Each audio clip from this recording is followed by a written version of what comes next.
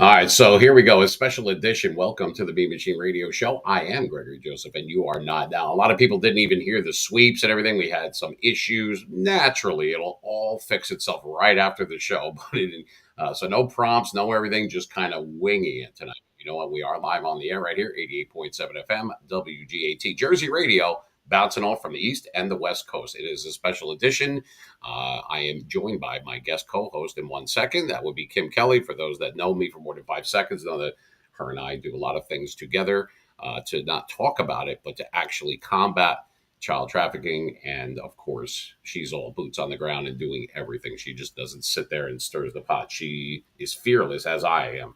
And we help each other. And this is what I can do by lending my time and definitely on my station to for very important subjects, not just the music that we do and Gen X and all that. That's all wonderful and great. Love it to death. Our morning shows on Tuesdays and Thursdays. Awesome. Spotify just picked it up. But this is something that's very near and dear to my heart and a lot of people out there. For those that know about it, understand it, and perhaps, well, I mean, you got it so that it's maybe they don't know. Maybe they need to hear this. Maybe it's those cringeworthy things that really need to be said, like to be said and to be just, it's got to be talked about out loud. So that being said, I'm going to bring in Kim, and then we're going to have two special people that are here. They are not just survivors. They are not victims. They are walking, talking, breathing heroes.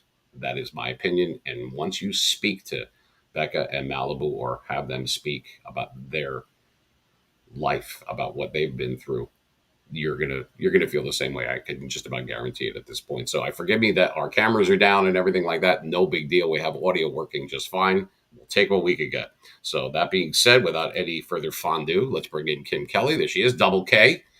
Good evening, my dear. How are you? Good evening. I'm great. It's great to be here. I appreciate you hosting this message. I think it's really important for people to hear it. Yes, it is. And it's more than just a message. This is the way it is. If they want it sugar coated or whatever, that's what Light FM is for. Yeah, I'm going to take a shot at them. They took a shot at me earlier. But anyway, we're not going to play around. This is real life, and there's no hyperbole. There's nothing made up. This is the way that you find out what has happened, what is going on now, not just the past, and what can be done now about it. Not 10 years from now, not 20 seconds from before, now. So that takes a little bit of delving back into a little bit of your backstory for those that might or might not know. And then we will bring in our two people from our panel, which I'm very happy and very honored to have them. They agreed on short notice to be with us, and you will meet them in a little bit. All right, Kim. So the floor is yours. Explain to people who Digital Defenders United is, who you are, and what are you doing here, young lady? What's going on here? Well, I'm here because I'm too pissed off seeing all the bad things happening to children to stand by and do nothing. I'm here because I wish the system wasn't broken, but it is. So I'm here to solve problems. And that means understanding the problem and being willing to be aware of what the problems really are, not what we want them to be or don't want them to be. It means having a realistic and effective approach. We're not here for credit, we're here for action. So I myself am a survivor of child trafficking. I was born and raised in an international religious cult, one of the worst. I experienced trafficking and cult abuse and every form of bad thing for about 20 years of my life until I escaped. Fast forward about 10 years, it came to my attention how bad child trafficking and exploitation still is in America, and that America is actually the biggest problem. And that's when I could no longer stand by and watch this evil thrive. So I've been in the space for quite some time now. I've worked with quite a lot of organizations. I now train law enforcement to identify and also combat child trafficking and exploitation. A lot of training is needed, and we can delve more into that. But once again, I want people to keep in mind, just because we're pissed off, emotions aren't solving problems, but action is. So I do a lot to raise awareness, but also compel people to do their part to be part of the solution. So tonight we're going to be joined by two amazing other survivors who I've also met throughout this work. I actually met them both on TikTok. I've never met them in person, but they're each doing amazing things. Each of our perspectives are going to be unique, even though we all experience a similar style tragedy that no child should ever experience. So we're here to talk about the truth, and we're here to talk about what people can do to actually help. Yeah, they could actually do rather than just saying, "Oh, that's terrible." All right, on to the next thing. Yeah, we've spoken about that more times than I can even count, Kim. Seriously, like I said, I mean, it's not an American problem. It's not a European problem.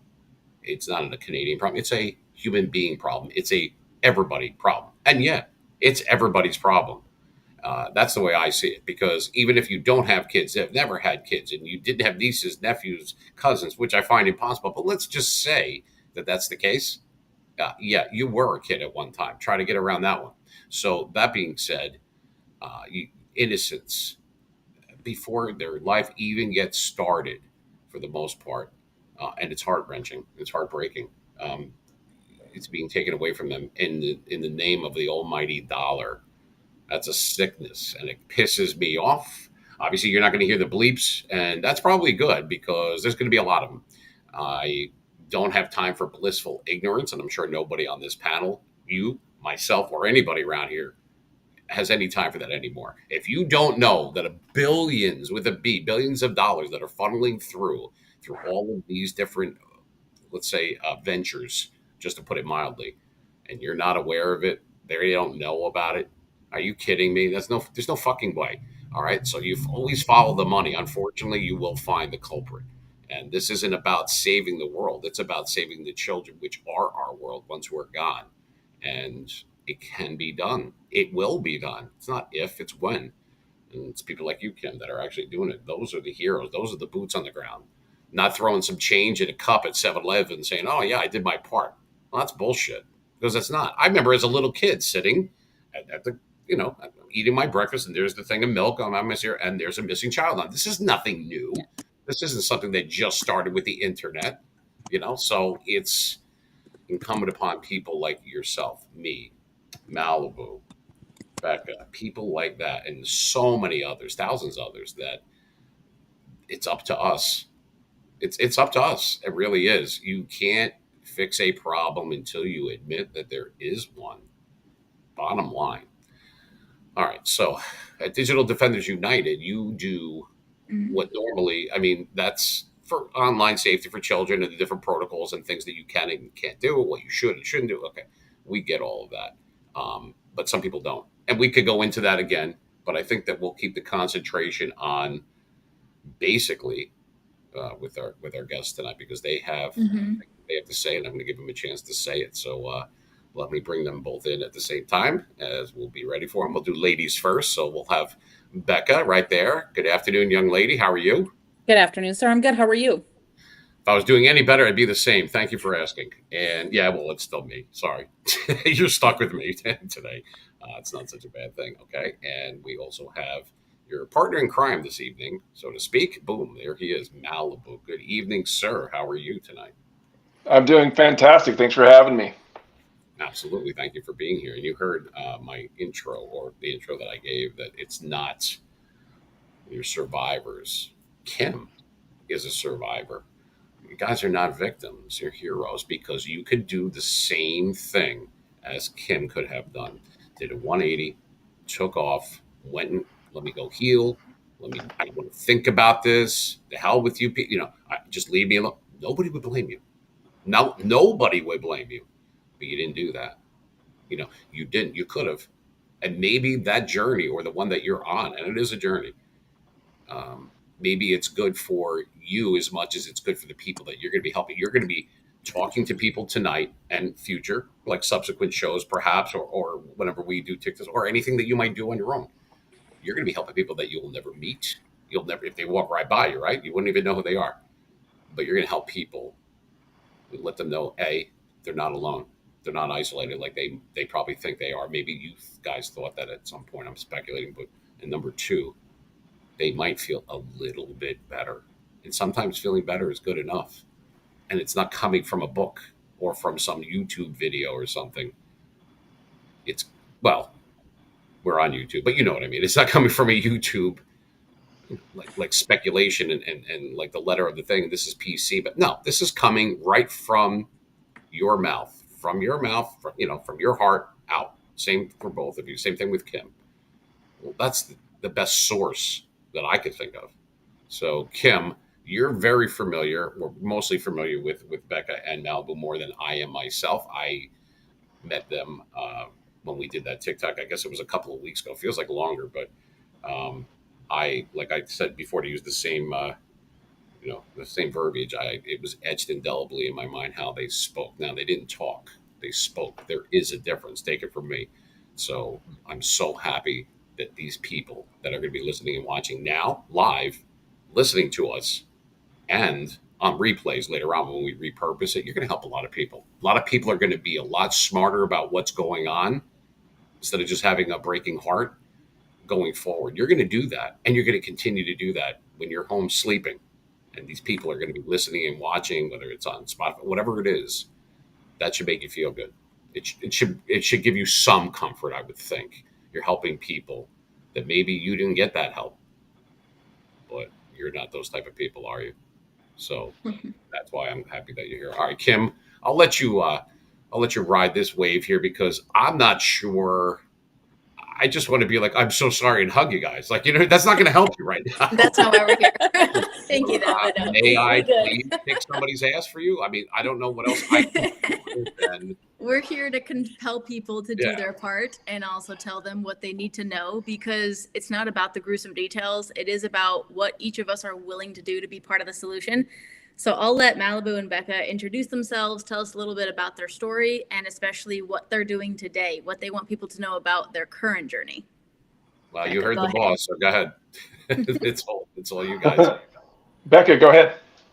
So my name's Becca. I was trafficked right here in the U.S. from the age of about 15 to 25. I survived 10 years on the streets. I have won several national awards now. For advocacy. I am part of a nonprofit based in Oklahoma that is a residential housing facility for minor victims of human trafficking. I have also been to Congress. I've been to several state legislators, and I've also taught classes at CLEAT certifications regarding human trafficking. And like Kim and Malibu, we choose to tell our stories, so hopefully another child doesn't have to go through what we did. Yeah, that's very true. Go ahead, Malibu. Awesome. Thanks for having me here again. It's great to be a part of the panel. The more discussions we have about this in the manner in which we're doing it, the better, right? So, again, my name is Malibu Dallas. If you guys haven't heard about me yet, thanks for having me. I am a victim of child trafficking and a survivor. From the age of 7 to the age of 15, I was in foster care through CPS. I never received one amount of abuse until I entered into the system. Yes, my mom was a drug addict. She was an alcoholic. And CPS came and took us away because of that alone. But I never received any type of physical abuse, any type of, any other abuse that you can think of. I'm so used to talking on TikTok, and TikTok is so restrictive of what you can say. But I'm glad that I'm here because every single home that I was in foster care, I was massively abused, tortured, starved, raped, you name it. I went through it in every single house. And that was for 8 years straight. So through those 8 years, I didn't trust anybody. And then I got handed a miracle, and I got adopted at the age of 15. And from the age of 15, my life was pretty smooth from that point forward. And then I found myself going to prison for 6 years. And then after that, while I was in prison, I turned my life around because I started studying the law. I made a vow to myself that I would never be a victim of a system ever again. And I just buckled down and I learned the law. I learned my rights, and I vowed to myself that I would do everything in my power to make sure that I could do everything that I could to help teach people their rights, to help them stand on their rights with authority, let them know how powerful they truly are. And ever since then, I started TikTok, 6 years ago. And 3.5 years ago, I started doing videos on CPS and the amount of corruption inside the system. And my videos have been reaching millions and millions of people throughout the entire country. And I've had the privilege of working with thousands and thousands of parents all over this country and teaching them their rights and letting them know how powerful they are. And through that advocacy, through that journey, we have successfully had over 600 cases closed and children returned back home. So that is an amazing accomplishment. And through that journey, I've written books. I'm a published author. I'm an advocate, obviously. Excuse me. I'm also a certified ADA advocate. And then, along with all the video trainings that I do, we've been able to reach millions of people throughout the country. So the country is definitely waking up to exactly what's going on inside of the system. And we're getting very, very close to seeing some massive, massive results.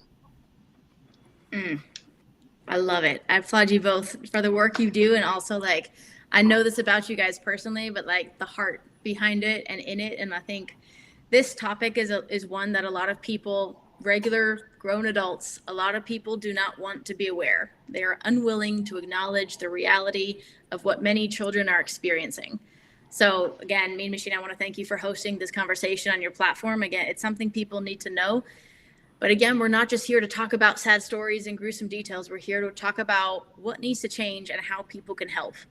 Because I like to say knowledge is only power if you're willing to do something with it. And there's a lot of organizations that are claiming to help, raising millions of dollars in the name of helping, that aren't helping.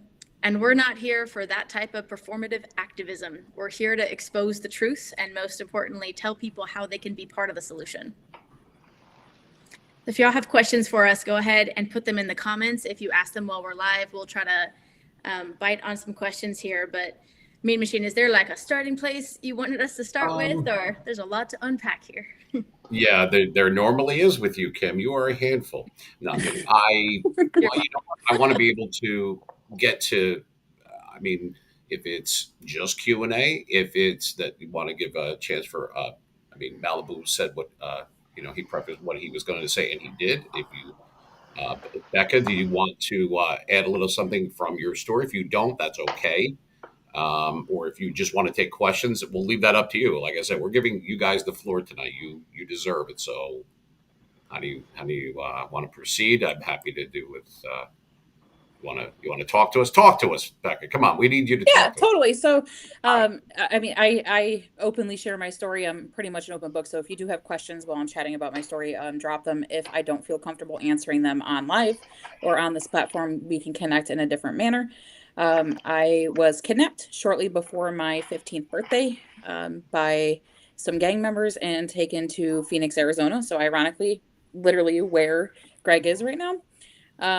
Spent some time in Phoenix and then was taken to almost every state in the United States. I had interactions with law enforcement in 27 states. Several times was told that they couldn't help me, or they didn't want to help me, or they didn't have the resources to help me. Fast forward to, several people I know passing away because of being in the game. I was kind of at the worst point, begging God to literally kill me. And a person who is one of my really good friends today didn't know how to use an ATM in Las Vegas, Nevada. And for whatever reason, he helped me. And, 10 years after being taken and being raped hundreds of times. I mean, thousands of times, but on a daily basis, I would say between 10 and 30 times for somebody else's profit. I finally was able to get my identity back. Since then, I have gotten 3 associates, 2 bachelors, and a master's. I am super involved in raising awareness for people who are what I would call hidden in plain sight. We definitely are right around the corner from you, and don't believe because you're in a rural area that something's not happening, because I can tell you that some of the most rural places are where we made the most money. I think a lot of people think that because they're not in a major metropolitan area that this isn't happening around them, and you are very, very wrong. It happens in every single community. It doesn't matter, big, large, small, or in between. It happens in every demographic. It happens to both genders. And we need to wake up. If we don't wake up, thousands of kids are going to die. And that's rough to even hear that, much less having you say that it's not a maybe.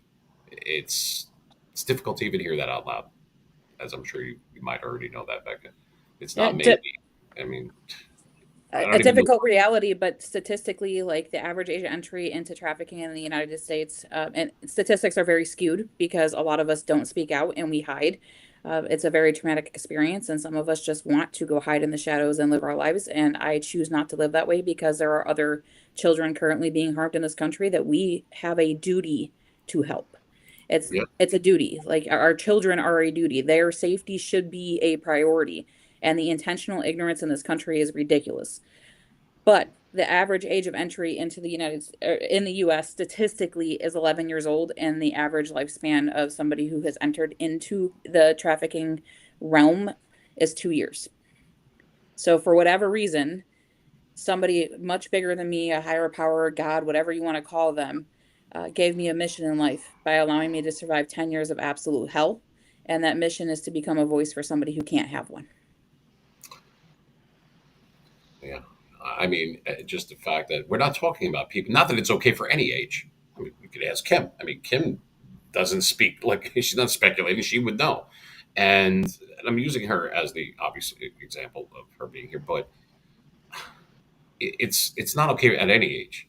But when I hear about the young people, like very young, it's hard for me to even spit that out. Seriously, that's just okay. I'm just going to say it because this isn't TikTok. Okay, that pisses me off to no fucking end because there is no shortage of evil in this world, and to have to tell people that this is going on when you know that they know, maybe not to a certain extent, or you specifically, Becca or Malva, or even Kim. That's that blissful ignorance that I'm talking about. It aggravates me. You're running into that often where people kind of know, but they're just kind of waving you off, or what's I don't think it's blissful ignorance. I think it's intentional ignorance because I think there is so much evil in this world that we can't comprehend that instead of doing something about it, we intentionally ignore it. intentionally ignore it because they can't handle it. They don't want to know. A combination of both. Who knows? Or they don't want to admit the fact that there's people probably very close to them that are impacted, that are either an abuser or have been abused. People ask me, this is a question that I get asked all the time when I talk about my story, is what does somebody who purchases purchase a child for sex look like? And it literally looks like anybody, your neighbor, your basketball coach, a police officer on the corner. And I love police officers, but they're not immune. Soldiers spend a lot of time around bases. And I mean, like I said, I have utmost respect today for military and for the police. But they also participate in this underground network. So it is literally anybody. It's fathers, mothers, brothers, sisters, uncles, kids themselves that are purchasing kids for sexual reasons. And there isn't a face to that. Like I can't tell you that, Malibu looks like a predator and Kim doesn't. That's not how that works. The problem in our society is we have become intentionally ignorant to the fact that we are a very sexualized society in our media and every piece of social media you can find. And that breeds uncomfortability. And especially when people are looking or not happy and they need to be sexually gratified, the easiest way to do that is to pay for it. And unfortunately, there is a lot of children in this country that are hiding in plain sight, being used for somebody else's profit. Yeah, there's a lot of grown ass adults too that on the one side people that are evil and psychotic enough to be able to even exploit and even sell a child and traffic them. Then on the opposite end of the spectrum, there's a lot of grown-ass adults who are unwilling to be aware. And part of my theory there is, yes, it's an uncomfortable truth. And I get a little sarcastic about it because I want to kind of bully adults into being a little less cowardly, because if you're too afraid to think about the scary things children are experiencing on a daily basis, that's not a qualified excuse. But the other aspect of that is once we acknowledge this is true, okay, first of all, does it really matter if it's like 1,000 or 100,000 or 1,000,000 kids? I'm not saying it doesn't matter. I'm saying at what point will we be compelled? Even if it was just, quote unquote, just 1,000 children in our country, shouldn't we be willing to do something? So once you acknowledge this is true, then we're left with two choices: do something or do nothing. And doing something is often uncomfortable. So it can be easier for people to either stay blissfully ignorant or choose intentionally to stay ignorant. And as we can, that's not helping. There's a reason that this crime is the fastest growing, the second largest. There's a reason that it's thriving. Part of that is because it's protected and funded. Another big part of that is because we have a lot of good people that are willing to do nothing. So we're here to change that. Yeah, Unbelievable. Go ahead, Mel. I'm sorry. I agree with a lot of that. Like Becca hit some hard points there, Kim. Like to me, Becca comes from a world of child sex trafficking different than I did. Right. Same thing with Kim. Right. We all have different avenues of where that sex trafficking as a child came from, where it initiated, where the origin came from. It's not just one place. It's so many different locations and different avenues and different streams of where it comes from. It's mind-boggling. My issues came from the system itself directly. Not because I was picked up from a mall when I was a kid and kidnapped and then thrown into a van and taken away and then sold as a child. I was taken away by the actual system that advertises that they're protecting children. Okay, when you have a governmental agency acting in regard to, hey, we're child protective services, we are protecting your children, when they are federally funded and incentivized to take children and then place that child into a home where they may or may not do a background check, who knows, right? So most every single home that I was in, I never unpacked my suitcase because I knew I was only going to be there for 3 to 4 months. But I knew it was going to be a 3 to 4 month stint of absolute hell. Because there was not one single home that I was not starved, raped, tortured, abused in manners that you cannot even possibly imagine. And we endured that for 8 years. So when you have that type of systematic corruption over money, it's not because they're protecting children. It's not because they want to solve the problem. It's not because the system's broken. The system's working exactly the way they want it to work. And yes, Becca said, it's police officers, it's teachers, it's your doctors, major hospitals. Major hospitals have CPS worker social service offices in the building. This is how crazy it is.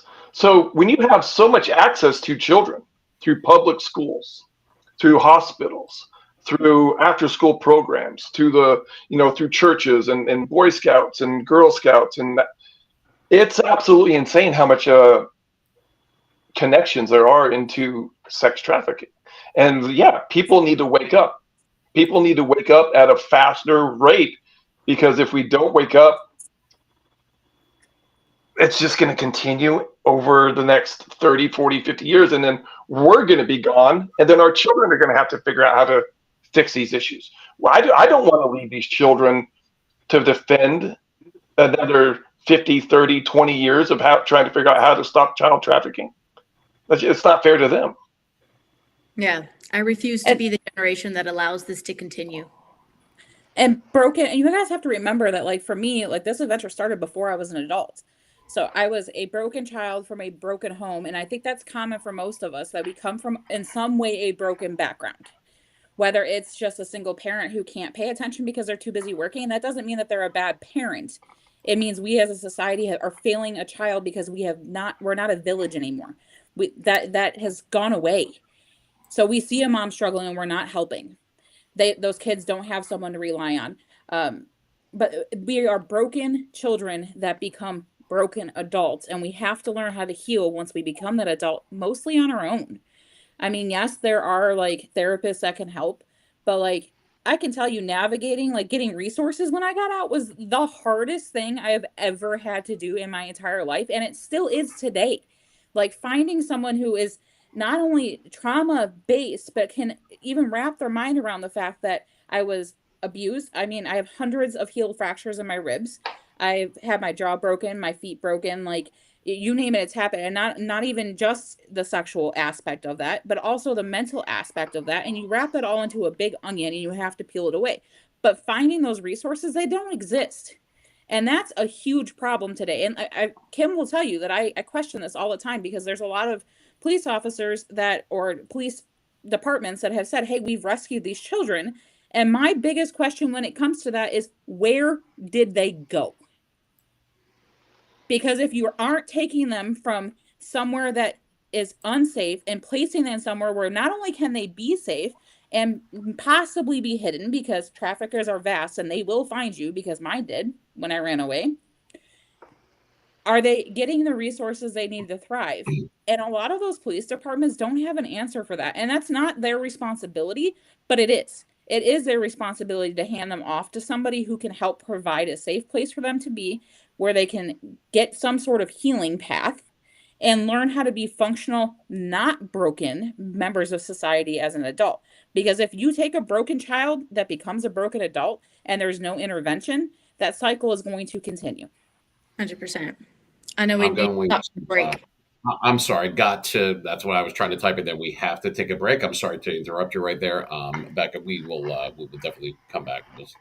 We will have you finish that thought. I apologize right there.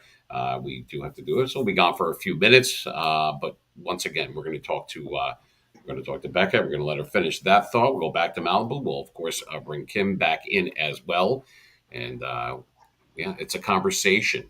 It's a Q&A. It's real life. It's what needs to be said. This is not, let's make everybody feel bad. Let's tell them what really happened and what needs to happen going forward. Not just the bad. We're going to tell you the good and everything that could come across with that. Because, of course, there's going to be light at the end of the tunnel, and it's people that we have on right now that are going to be able to bring that to you. So we're going to take a quick break. We'll be right back. You are listening. For those that are watching, we appreciate it on YouTube and on X. We are 88.7 FM WGAT, the Bean Machine Radio Show. I am Gregory Joseph. We have a special panel where we have Kim Kelley here from Digital Defenders United, and of course, the two important and our guest panel members, we could call them Becca and Mr. Malibu. So we're going to get more into this. We're going to dive back in right after this. So don't go anywhere, please. And we'll see you in a few. Hey, we can hear that.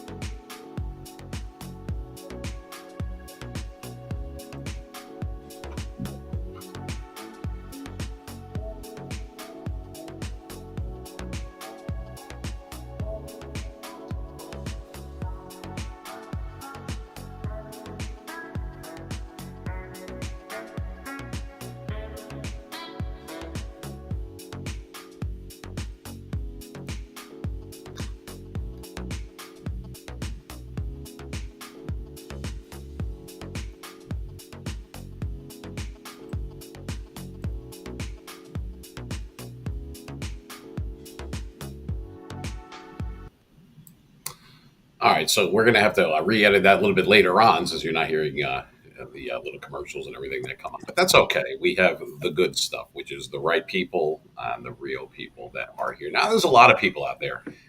So we'll welcome back to the B Machine Radio Show. This is 88.7 FM. We are WGAT. We are broadcasting live right now. We are also streaming on X and I believe on YouTube. So we are joined, of course, as always, when we're tackling this subject. There's no one more qualified in this world, as far as I'm concerned, than Double K, aka Kim Kelley, good friend of mine and a friend of the show as well, and to our stations. She's been very important here, and she continues to be so. And we're also joined, thankfully, and we are honored to have two survivors. I mean, I'm just going to put what's in the ad right there. I see them as heroes. You can put down as survivors. We have Becca and Malibu with us. We are live with them. Well, right before we went to break, Becca, I apologize, we had to do that, but you were in the middle of a thought. So can you just repeat everything you said for the last hour, if you don't mind? I'm kidding. Could just to, I wanted you to finish that thought, and then I had a follow up question on a couple of those, if you don't mind, and then we'll go over to Malibu when we're done, if that's okay. Yeah, absolutely. So, I mean, I know Kim and I have talked about this in depthly about whose responsibility it is once a child is rescued from a trafficking situation to place them somewhere that is not only safe, which is hard to find, but also in an environment where they can unpack some of the trauma, whether that be with a licensed therapist or with another survivor. Because honestly, we're the only people that really understand what we went through. And unfortunately, in this country, there really isn't a place like that.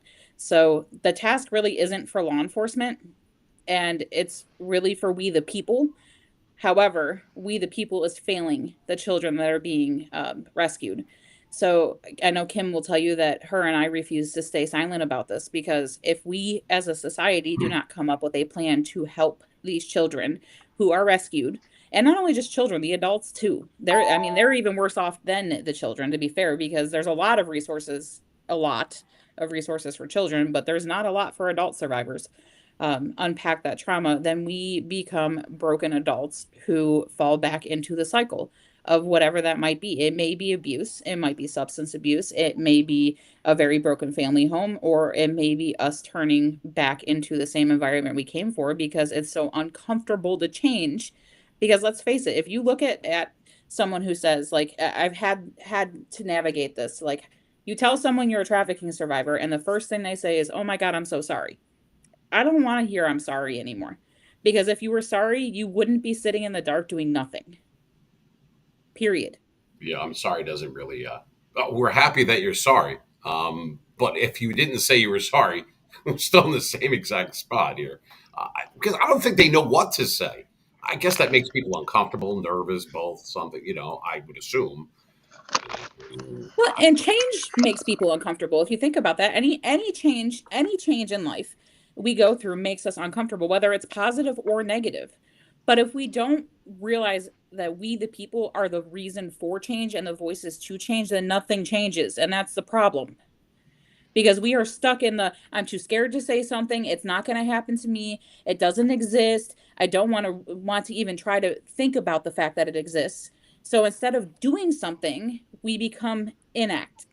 So we stop and we just ignore a problem. And when you ignore a problem, it just gets greater and greater and greater until it is in your face. And the reality is this is in your face. You're just choosing not to see it. Oof, that's so good. Right. I've seen so many people that are in the position where they should be able to do something. And whether it's our elected officials or the people in our communities, we, the people, should not be making excuses for those who won't. I've heard a lot of funny excuses, and I've got dark humor, so I'm going to say this sarcastically, just the way I feel it. When I ask why our administration, why the presidential candidate, why the politicians, why all the people whose job it is to protect and serve aren't, the excuses are incredible. And they're like, oh, but they tried, but they were scared. Oh, but someone might come after them. Oh, but it's very scary. And I'm like, hi, I'm a petite, smiley female. I'm a survivor of child trafficking. It shouldn't have to be me. I don't have Secret Service. See how I'm out here making sounds with my mouth? Yeah, none of us should be tolerant of, especially the people whose job it is to protect and serve. We shouldn't make excuses for them. We shouldn't keep doing the same thing over and over again, expecting a different result. But also, since we're acknowledging that they won't, that does mean we, the people, must. So there's this other train of thought where people like to blame. And I'm with you, I agree, but emotions and opinions aren't changing things. Action is. So again, if you're pissed off, I'm with you. The difference is, are you willing to step in and do something, or are you throwing thoughts and prayers and opinions at things, but you're unwilling to step in and change? Now, I'm not asking everyone to do what I've chosen to do, what Becca's doing, what Malibu's doing. I'm not asking everyone to dedicate their entire life, but I'm asking them not to do nothing. And again, we can be aware, and there's still a lot more awareness that's needed, but we can't stop with awareness. We have to turn that into action. You And need we have to turn. thoughts and prayers isn't what you need. Oh, I'm sorry. Not Let even me. what God Oh, asks us. We have to turn it into actions that make sense. So like right. when we talk about this a lot, like people they'll get this huge passion to go save children.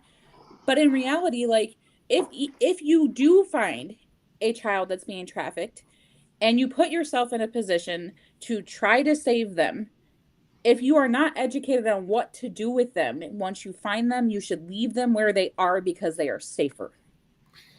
Right, you could actually exacerbate the whole situation. Well, and let me ask you this, and then I want to get Malibu's take on this too, real quick. But Becca, let me just ask you really fast, and it's not something. It's very organic, and it was just I'm reminded of it because I mean, there's many things that America. Let's just talk about the U.S. We know it's a global problem. That goes Mhm. without saying.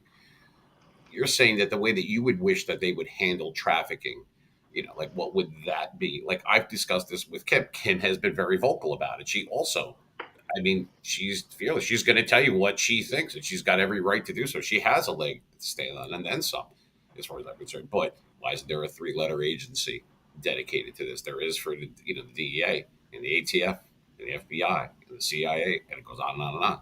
But if this is billions, what did you say, Kim? It's more than the NBA, the NHL, the NFL, and everything combined. Did you say More something than else? all professional sports, all the That's different insane. types of sports balls. This generates more income every single year than all of that. Well, It's I'm all for billions and billions and billions of dollars. It far with a B. it far outreaches any type of professional sports. Yeah, I I mean, mean, we're there's talking about with a thousands B, of billions. there, there's thousands of men, women, and children right now in the US, and we can only speak about domestically right now, that are being trafficked as we speak. And I can only tell you from my experience that I was required to bring home no less than $1,000 a day. And the traffickers that I work for had between 5 and 11 of us on the ground. So think about that. That's 11. That's one trafficker with his girls making a minimum of $11,000 a day, and there's hundreds of them. If that doesn't put it into perspective, like I don't know what would. That's the math. That's insane. I'm sorry. Just to reiterate, how old were you at the time, Becca? I was taken right before my 15th birthday, and I found freedom right before my 25th birthday. Actually, on Super Bowl Sunday this year, it'll be 10 years. 10 years, a decade, and you were completely trapped. I mean, you. I already know what's going to happen. Well, why didn't you just run away and call the cop? Duh. I wish I could have thought of that. Thanks for weighing in. Oh, no, no, Uh, no. Let's talk about that for a second because okay. why Yeah. didn't I run away? Where was I going to go? Like that's the reality for the majority of us, and I can't say that it's every single one of them because every single one of them. But one, we come from broken homes. Two, where we get taken away from everything we know. Three, I wasn't even identified as my own damn name for 10 years. Okay, like I was nicknamed, and I talk about this on a regular basis because one of the things I had to do when I first got free was go to the DMV and get a state ID. Okay. Sounds stupid because every adult in America, for the most part, carries one, right? But that was the first time that I was acknowledged for who I actually was. Like in it You have physically, to like I prove had that you're something here. with my actual name on it. So like, people ask me, why didn't you just leave? One, where am I going to go? Two, I have so much trauma to unpack that it's ridiculous. And three, like I at that point was not a functioning member of society in a way that like in any way, shape, or form. I didn't know how to dress myself. I didn't know how to feed myself. I didn't know how to get a job. I did not know how to be an adult. I was taken when I was a child. Yeah, yeah. I mean, it's okay. So, and here's the thing that this makes a lot of sense to me. I don't enjoy saying this, but this is my take on, or at least partially on that. That okay. So here's Becca, and then she's gone at 15. Boom. Does anyone even give a shit? Maybe they do. Maybe they don't. Maybe they stopped looking. Maybe it was just like, oh well, you know what I mean? A broken home. But the thing, and even Malibu had touched on this, and we'll get his take on this as well. He touched on this last time on the TikTok and a little bit earlier. Where are you going to go? You're going to go back into the system, right? Okay, the cops will grab you, and then they're going to bring you to a home, right? To wherever that, whatever they call it now. I mean, back in the day, it was an orphanage. Now it's like a kid's home. It's state, it's an absolute hell and a nightmare for most people, as from what I hear.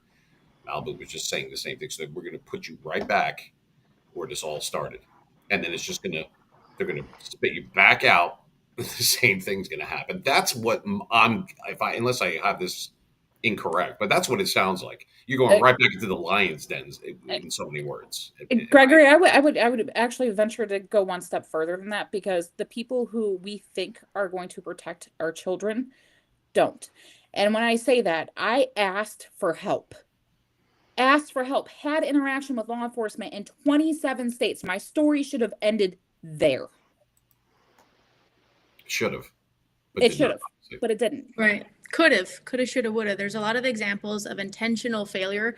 So I ask people this rhetorical question: is this problem of child trafficking incompetence, or is it intentional? And the more we unpack it, the more impossible it is for me, and hopefully anyone logical, to believe that it's that much incompetence. So when we are willing to acknowledge that it's intentional, it's no justification, but it helps us compute why, like Malibu was saying, the system isn't broken, it's designed to protect, support, and continue this corruption. So I'll share a quick story. Around the time I was born, there are 2 reasons I did not suffer worse abuse in this cult I was born and raised with. Born into it, designed for this from day one. It was every day of abuse. I'm the youngest of a bunch of siblings. Thankfully, I was born towards the end. The oldest ones had it much, much, much worse back in the day. Around the time I was born, we were mostly American children trafficked all over the world. At the time, I was born in Brazil. I grew up mostly in Brazil and Mexico. At the time we were in Brazil, there was a series of international raids where local authorities were alerted to the bad things going on, or a little bit of the bad things going on in this cult. And there were coordinated efforts around the world, I believe in multiple continents, to raid these compounds and rescue the children. I'll get back to that. And arrest the adults. I'll get back to that. 2 short years later, I'm speeding up the story, there was an international court case. And yes, there are court documents and all kinds of proof. And in 2 short years, the entire group was acquitted. Never mind, go home, everything's fine. So unpack that corruption on an international scale. But here's something really important. The headline said those children were rescued. These were mostly third world countries. That being said, I want to give some grace to the fact that they didn't know what they were getting into or how many children they were going to encounter in these compounds. And there's a lot of other things that we should expect from third world countries. That being said, some children died in those institutions where they were sent to be rescued from. So just because the headlines say a child was rescued does not mean a child is safe. Point 1. Point 2, unpack the corruption because it's intentional. Point 3, unpack the colossal failure of the US government and every other government, because our story should have ended there. We could have gone to school. We could have got medical attention. We could have had a childhood.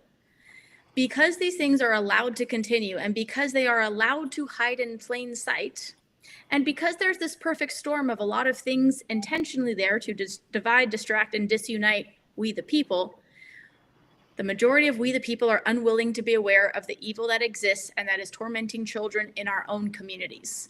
There are many different layers of this problem. Awareness is the first step towards resolving this problem, towards tailoring our strategy to be effective.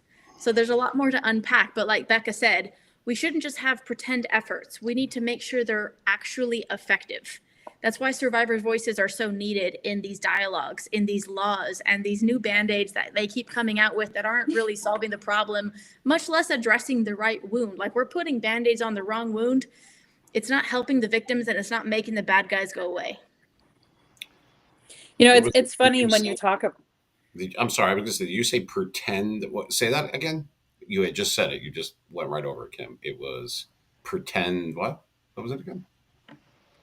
Oh, I have to rewind the tape now? Oh, shit. I don't remember my exact wording, but a lot of these band-aids, I call it signing papers and taking pictures, where these bills sometimes make politicians look pretty and maybe get them votes, but they're not actually doing.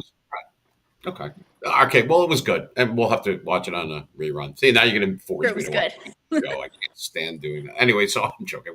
I just wanted to, but you're not searching for like the right word or the PC word. This is bullshit. Okay. I'm sorry. I don't think anyone here has thin skin. Believe me.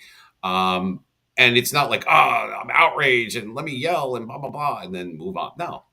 What the hell is wrong with these people that if they know what's going, look, they could do the stats on it, right? We've gone over this once before too. And yes, I get adamant about it. Who the hell is doing the stats? So you're trying to tell me they don't know, but they're able to have somebody that's on the clock, right? They're on the clock. They're getting paid to do this, to do the stats on child trafficking and this and Make that. pretty charts. Right. And then So they punch out and they go home. Thank you. And they go throw it on somebody's desk. What the seriously? Do you get where Well, I'm so can getting? I? They know. They know. Sorry, Malibu. Go ahead. It annoys me. No, I just wanted to touch on this base. A few minutes ago we were talking about the financial side of it, right? And then now we're talking about why aren't these people doing anything? Why is the system not actively doing actions that actually prevent this? Not just prevent it, but actually do a viable action that actually helps the child after they've been rescued, right? So coming from the system side of it, from what I've seen and from what I've witnessed of talking with thousands and thousands of parents all over this country, and being in it myself, is that they don't want to fix it, because if they fixed it, what does that do? That takes away their profit. That takes away their billions and billions of dollars of profit. Why would anybody? That's like going to Walmart and saying, "Hey, I know you make $60 billion a year off this one little problem that you guys have every year because people fall for it, but you guys don't want to correct it. But can you do something to correct it?" You think Walmart as a corporation is going to fix that issue? No, they're not. You're going to So turn that faucet off? Not in a million years. There's too much. No. Too many people have their No. hands out getting greased, as we used to say. Right. So when you have a system, either a police officer system, a school system, a hospital system, a CPS system, if that CPS system is highly, highly financially incentivized to fucking kidnap your children for incentivized profits, and then they're incentivized to drag you through court, now the court's making money off of that case. Now the judges and the lawyers are making money on the back end of these cases on securities and bonds for their retirement. So now they're getting money. And then, who has to get hired? A GAL. Oh, now they got to get paid. Oh, now you got to go do a psych evaluation. Now who's got to get paid for that? It's just this system where everybody's got their hand in the pot over children, over destroying families. And then what happens after that? Oh, now you're dragged through the legal system for, I don't know what, a minimum of 18 months until they reach their threshold before they can adopt your child out to make a $4,000 to $6,000 bonus. It's a $1 billion industry for a reason. They don't want to fix it for a reason. That's why we, the people, need to step in and create those avenues of correction. Like Kim was saying, if the government's not going to fix it, and all they want to do is just sign a little bill and look pretty and do a photo op, what is that going to do for people? Nothing. That does absolutely nothing. I don't care if if I go shake somebody's hand and they say, "Hey, I'm sorry that you were trafficked." Great. I appreciate your concern. What are we going to do about it now? I don't care if you're a fucking politician. I don't care if you're a celebrity. I don't care. Screw your photo ops. Let's get our hands and feet dirty and actually fix this problem, because we know we can't rely on the system to do it. So we, the people, have to bind together. And yes, protest and going out into the community and raising awareness, great. That's amazing. But what needs to be done is we need to start creating congressional bills and going into the actual heart of the matter to fix the corruption. And it's not just the systematic part of it. It's where can we actually start looking to correct the other avenues. Okay, I was in one of the very first things I did as a child, as a teenager, was I got into modeling when I was in high school. How many modeling agencies back in the day and even today are fronts for child trafficking? They made a movie out of this. Honestly, they made a movie out of it. I can't even. Obviously, it's not everyone. Look, it's bad enough that you have to deal with the repercussions, the sleepless nights, the therapy, the trauma, and every other word that I could possibly use. It was bad enough that that has happened to you. Now you gotta take all that on one shoulder, and on the other one, you're going up against, let's just call it what it is, a juggernaut of money, corruption, and bullshit. Evil people that are, and you know what? Even if someone says, well, they didn't participate in it, they made money. Well, you know what? You're fucking guilty too, then, because you're sitting there for, so that's like the assholes that when they lit, like, this has nothing to do with anything. They lit that lady on fire on the subway. And do you think that we got that video because no? Instead of taking the video, why don't you stop being an asshole and go and help the lady or call the cops or do something? They're sitting there videotaping it, and that's part of this problem. It is a human being problem. It is, people weren't born to be traffickers. They weren't born to be evil. There's no gene in there as far as I'm, well, maybe that's changed, but so that's taught. And that pisses me off. That's what you want to teach them. Let's make money by selling kids, sexually assaulting them, putting them in a place, and then having them poached right out the back door. That's one of my biggest, Kim will tell you, that's my biggest sticking point. When you, that false sense of security, when you think that we saved them, you could exit, and they're gone at the back door. That, I was misty-eyed on that. With me, I'm not joking. I'm man enough to admit it. That really upset me when Kim was telling me that, and it was from that point on, I was already very much involved as much as I could. There was no turning back after that. You could ask Kim. And this isn't about me. This is just, I'm sure that there's outrage out of a lot of people, but God damn it, I'm doing what I can. Why aren't they doing it? And instead of why, I'd like to grab some of these people by the throat, be like, what the fuck is wrong with you? You know this is going on right under your nose. You're just as culpable by looking the other way. So it's everybody's problem. All right, that might be a little intense, but it's only Wednesday. Friday I'll be worse, trust me. But it's, I don't even know if that's responsive, if that's rhetorical or not, Malibu. I'm not trying to cut your thing there, but no. You're right. You're absolutely right. The thing is we have too many cowards in this country. We have too many people who are not willing to let their balls drop and actually do something. Right? If I saw a child in distress, I don't care whose child it would be, I would have no problem going back to jail to go kick somebody's ass. Yeah, no shit. Over that child. Right? That's where you have too many people who are grabbing their phone and just recording stuff and going, oh my God, this is going to get so many hits. It's like, really? That right there. Yeah, I wasn't even going to mention that part. It didn't even come through my mind at that point. But can you imagine? That's just as bad. You piece of shit. You know Could you imagine what would happen, though, if all of those people who were picking up that phone and pressing that record button, trying to find the next biggest TikTok, stopped for a second and actually stood up for something that was important? You people are upsetting me. Stop it. No, I'm kidding. You now become complicit in the kidnapping. You now become part of the problem of what we're trying to fix. Yeah, you're making it worse. You're sitting there and being complacent at worst is bad, but you're participating in it in a non.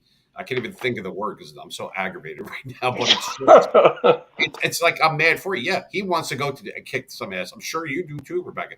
Friggin' Kim, she wants to go out there with a lightsaber and chop off people's. And I don't blame her. Maybe it's a different lightsaber. None of this. I mean, it can be as for levity, and I'm giving you. Sometimes people need to exhale because they're not used to hearing this kind of stuff. This isn't just like, oh, let's do a space on child trafficking. What are you shitting me? What the hell is that going to do? It's about awareness. We already are aware of it. God but Greg, the problem is not just from state to state. It goes all the way up to the highest levels into the White House. Donald Trump just came out with a video and announced, I don't know, it was like a month ago or so, that the Joe Biden administration was directly involved in 300,000 children missing from the border. Where are those 300,000 people? Where are those 300,000 children? Yeah, good question. Has anyone even asked? It's not just, but I think it's important to understand that the level of corruption that has to be in place for the level of intentional ignorance in this country has to come from the upper echelon because it trickles down. And I want to take a second just to say this because, Kim was talking about her experience with, international justice failing her. Well, I can't relate to international justice failing her, but I can relate to the fact that in Idaho, I was rescued by a police department there, asked for help, thought I was going to get the help, but that didn't happen. They put it in the papers that they rescued me and 4 other girls that day. They walked us out the police station and handed us a card to the local homeless shelter. Let that sink in for a second. I'm sorry, say that again, Becca. A card? They walked us out the door and handed us a business card. They took a business card. They took our phones. They confiscated our phones as part of the investigation. Right. They took our clothes and everything we had in the hotel rooms. And then they let us all go separately. So nobody knew where anybody was. And they walked us out and handed us a business card. What the hell was I supposed to do with that? I didn't even have a phone to call the phone number on the business card. Becca, you know how many stories I hear in that exact same scenario? Exact same scenario. Yeah. And then they put in the paper, we rescued these girls. That wasn't rescuing me. Not at all. That wasn't. My trafficker was in jail for 11 hours. 11 hours. I was back being trafficked before the papers were even printed. Yep, before the ink was even dry. Was it just like a good lawyer, or was it like we can't be bothered? We have a long docket today, type of shit? And no, they set a bail and he bailed out. They always do. They don't. So this is what's crazy to me, okay? Because like we could talk about arrests and convictions and all that stuff because I have some as a direct result of being trafficked, but that's a different tangent to this story. But they would go to jail for something trafficking related, and they would set their bonds at like 10 grand.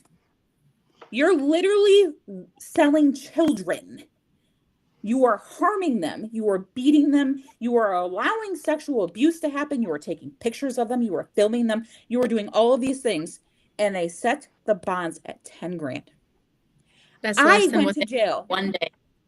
I went to jail. Hold on. I went to jail during one of these sting operations. They RICO acted me and charged me 14 felonies in the state of Arizona, right? I was a victim being trafficked, and they set my bail at $1 million. My trafficker was arrested at the same time as me. They set his at 10 grand. He was out the same day. Wow. That's Figure crazy. that one out. Because they can make more than their bail. Forgive me, because that's the delay that's on here. They're making more money per day, maybe not even the entire day, than the bail. That's like really. Would you say? But they don't even have to pay for the day, and their bail is 10K. They just left with an extra $1,000 and they took a walk. Honestly, but they don't even have to pay the 10K. It's 10% of that. Right. Oh, right, because it's a bond. Correct. I'm sorry. Right. Yeah. Right. So let's put that in perspective. And I openly talk about the fact that I've been arrested and then I've been prosecuted because today it has become a barrier to me. And it shouldn't be. I mean, a trafficking victim should never, ever be prosecuted for something that happens because they have no control over it. Every day, my life was get up and do what I had to survive. Period. And that's literally what it was. If it meant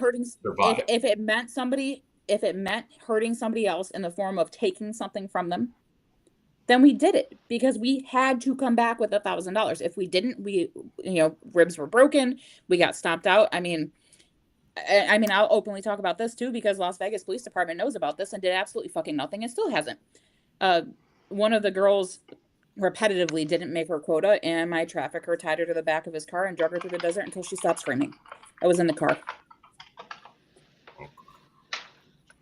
So yeah, like every day was a life and death. Like we did what we had to. So to prosecute somebody who is actively being trafficked, one, actively being trafficking, two, asked for help. So you knew they were being trafficked. Right. And your solution was to throw them in jail. One, I was safer in jail for a little bit. Okay. I was okay with going to jail.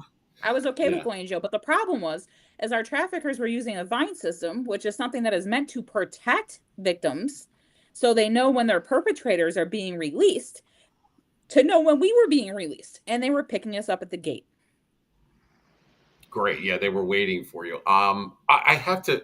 We're going to take a break in another minute or two, Becca. But I wanted to get Kim's input on something. We'll circle back around, of course, to Malibu as well. But how are you sitting there and you're able to do this? When I say this, meaning what we're talking about, this is not your first rodeo. Obviously, we get that part of it. It won't be your last. Is it get any easier or is it get any harder? I would assume easier because more time has passed. And they say, well, time heals all wounds, which I think is slight bullshit. But I mean, is it I'm waking up in the middle of the night with nightmares type of thing? I know men and women, both, not just ladies, girls too, that, I mean, men too, that they just can't function.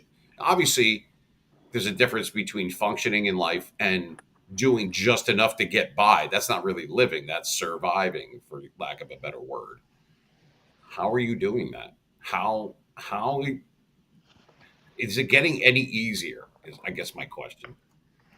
I mean, I can speak for myself, and I'm honored, and it's an honor to fight back, to put it that way. I think me personally, the way I'm wired, if I wasn't fighting back and doing what I could about it, I think it'd be really, I'd be angry and depressed and whatever kind of emotions, but with no outlet for that. So I'm actually the happiest, healthiest person that I know personally. I mean, it's less of a flex and more of me saying that while this will affect you for anything that happens in your childhood can affect you throughout your life, this level of intensity of childhood trauma is going to impact you, the way you see the world, your relationships, all kinds of stuff. I still believe that healing is a choice. I believe we're the only ones that can decide to heal, and the extent to which we allow ourselves to heal. And healing is a different thing for every person. There's no one size fits all solution.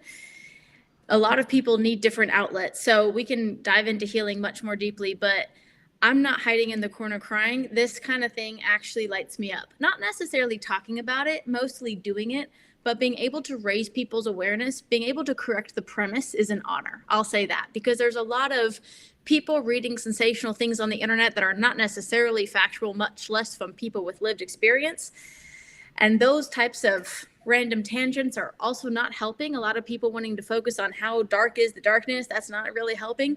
What is helping is shining the light on this darkness. So our job is not to be afraid of the darkness. Kids get to. Our job as adults is to turn on the light. So again, to me, that's an honor, and it does light me up seeing the change that's happening, which we can talk more about later. But all of us can do something to be part of the solution. And again, when I ask people not to do nothing, I'm saying that nicely, but I'm also letting them know no one else is coming to save us. If we want to see something change, it really is up to us.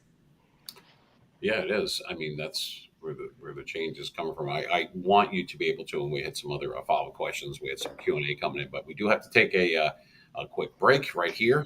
You are listening to 88.7 FM. This is the Mean Machine Radio Show. We have a special edition, and I don't mean it in like a likable way. I'm talking about some of these. I mean, this is soul crushing, some of this stuff. And it's not just for me, but we're not here to upset people. We are not here to say, oh, me too. And anything else that might come across as like pretentious or not, or disingenuous, any of those type of things. This is real people taking time out of their lives.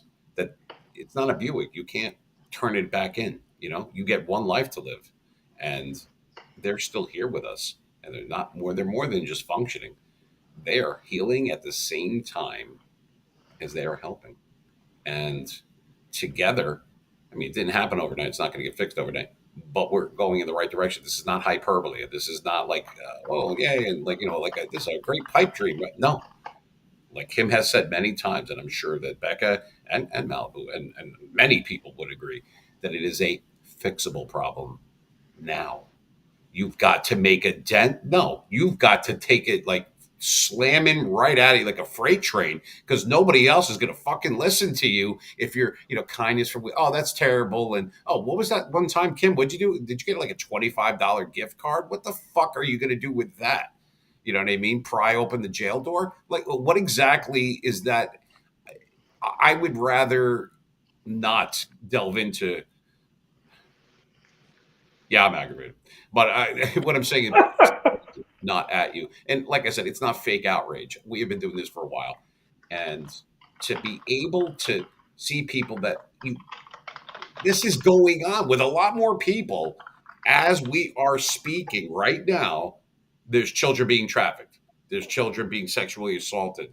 There's regular adults being trafficked too, not just little kids, right? And then there's tender age children, which that is like that'll make me want to fucking cry. Honestly, what kind of a sick mother? You get my point, meaning that I'm not just here to share outrage. I want to know how can we bring this. I don't care if I have to do one of these every night. I will. God damn it! It's going to get fixed, and it's going to be in our lifetime. Because once we are gone, what the hell are you going to leave? Is everybody screwed? What is that? This is an uphill battle, and it is a battle, and it can be won, and it's not. People know. I mean, like Malibu and everyone else said, it goes all the way to the top. It doesn't end somewhere. Things don't go up; they trickle down. And how does that happen? Because the people up top know, and people are being paid, and people are being paid to either participate, do it, as it did, or to look the other way. 6.5 dozen the other, whatever it is, you're all guilty. There is no more blissful ignorance. There is no more. Well, that maybe he had a problem growing up. Kiss my ass. What do you mean he had a problem going? So the answer is to go out and traffic a child, or to take money, or to give safe haven to some of these people. Yeah. What about the ones that they hide them when somebody's onto them, and they're hiding these people? Why? Money. What else could it possibly be? You know what I mean? That makes me sick. And but that's me in a good mood. Anyway, we're going to be right back. We're going to take a break. And this isn't meant to be funny in any way, shape, or form. I mean, it brings levity for some people. Some people need to exhale, whatever the case is. And I'm sure we're going to go into it even more because it's important. You cannot fix a problem until you admit that there is one. And it's global, and it's money, and it's about people that are evil, and people that false sense of security for people like Malibu and Becca, and even at one point with Kim. We can't be everywhere, all four of us, but all these other people. You've got a lot of people out there that think that this absolutely no nice way to say it, this fucking sucks. This is horrible, and something you need to get pissed off, especially in my neighborhood, and then things start happening. You want to get their attention. Where does it hurt them the most, Kim? Where does it hurt them the most? In the pocket, right? That's where you got to attack. That'll get their attention pretty goddamn quick, won't it? Turning off that faucet, so to speak, like what Malibu was saying earlier. Anyway, we got to take a break because now they're telling me you got to take a break. All right, fine. So we'll be right back. But please mute out your mics. Our peripherals aren't working correctly, but we are getting the word out. More and more people are going to listen to this. We have people coming in right now. There's questions coming in. We'll have some more Q&A. So we'll be right back. You're listening to the Beam Machine Radio Show. I am Gregory Joseph, and you're in the middle of a good one with us. Please stay tuned, and don't go anywhere. You're going to want to hear this.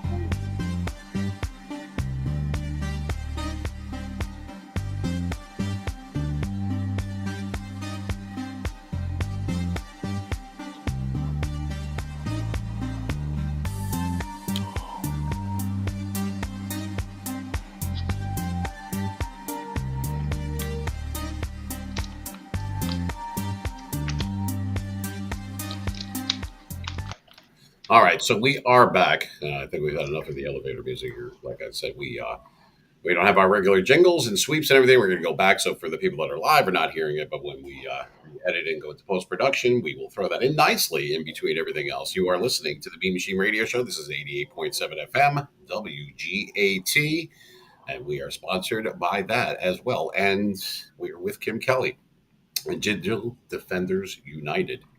Yep, and we have special guests today. It came up on the ad as survivors. I don't see them. I see them as survivors. I see them as real life heroes because they're trying to do something. They're not trying. They are doing something about it. Together is the only way that this is going to happen. So, respectively, we have Kim, of course. So we're going to put her back on the screen here for those that are watching it on X and on YouTube.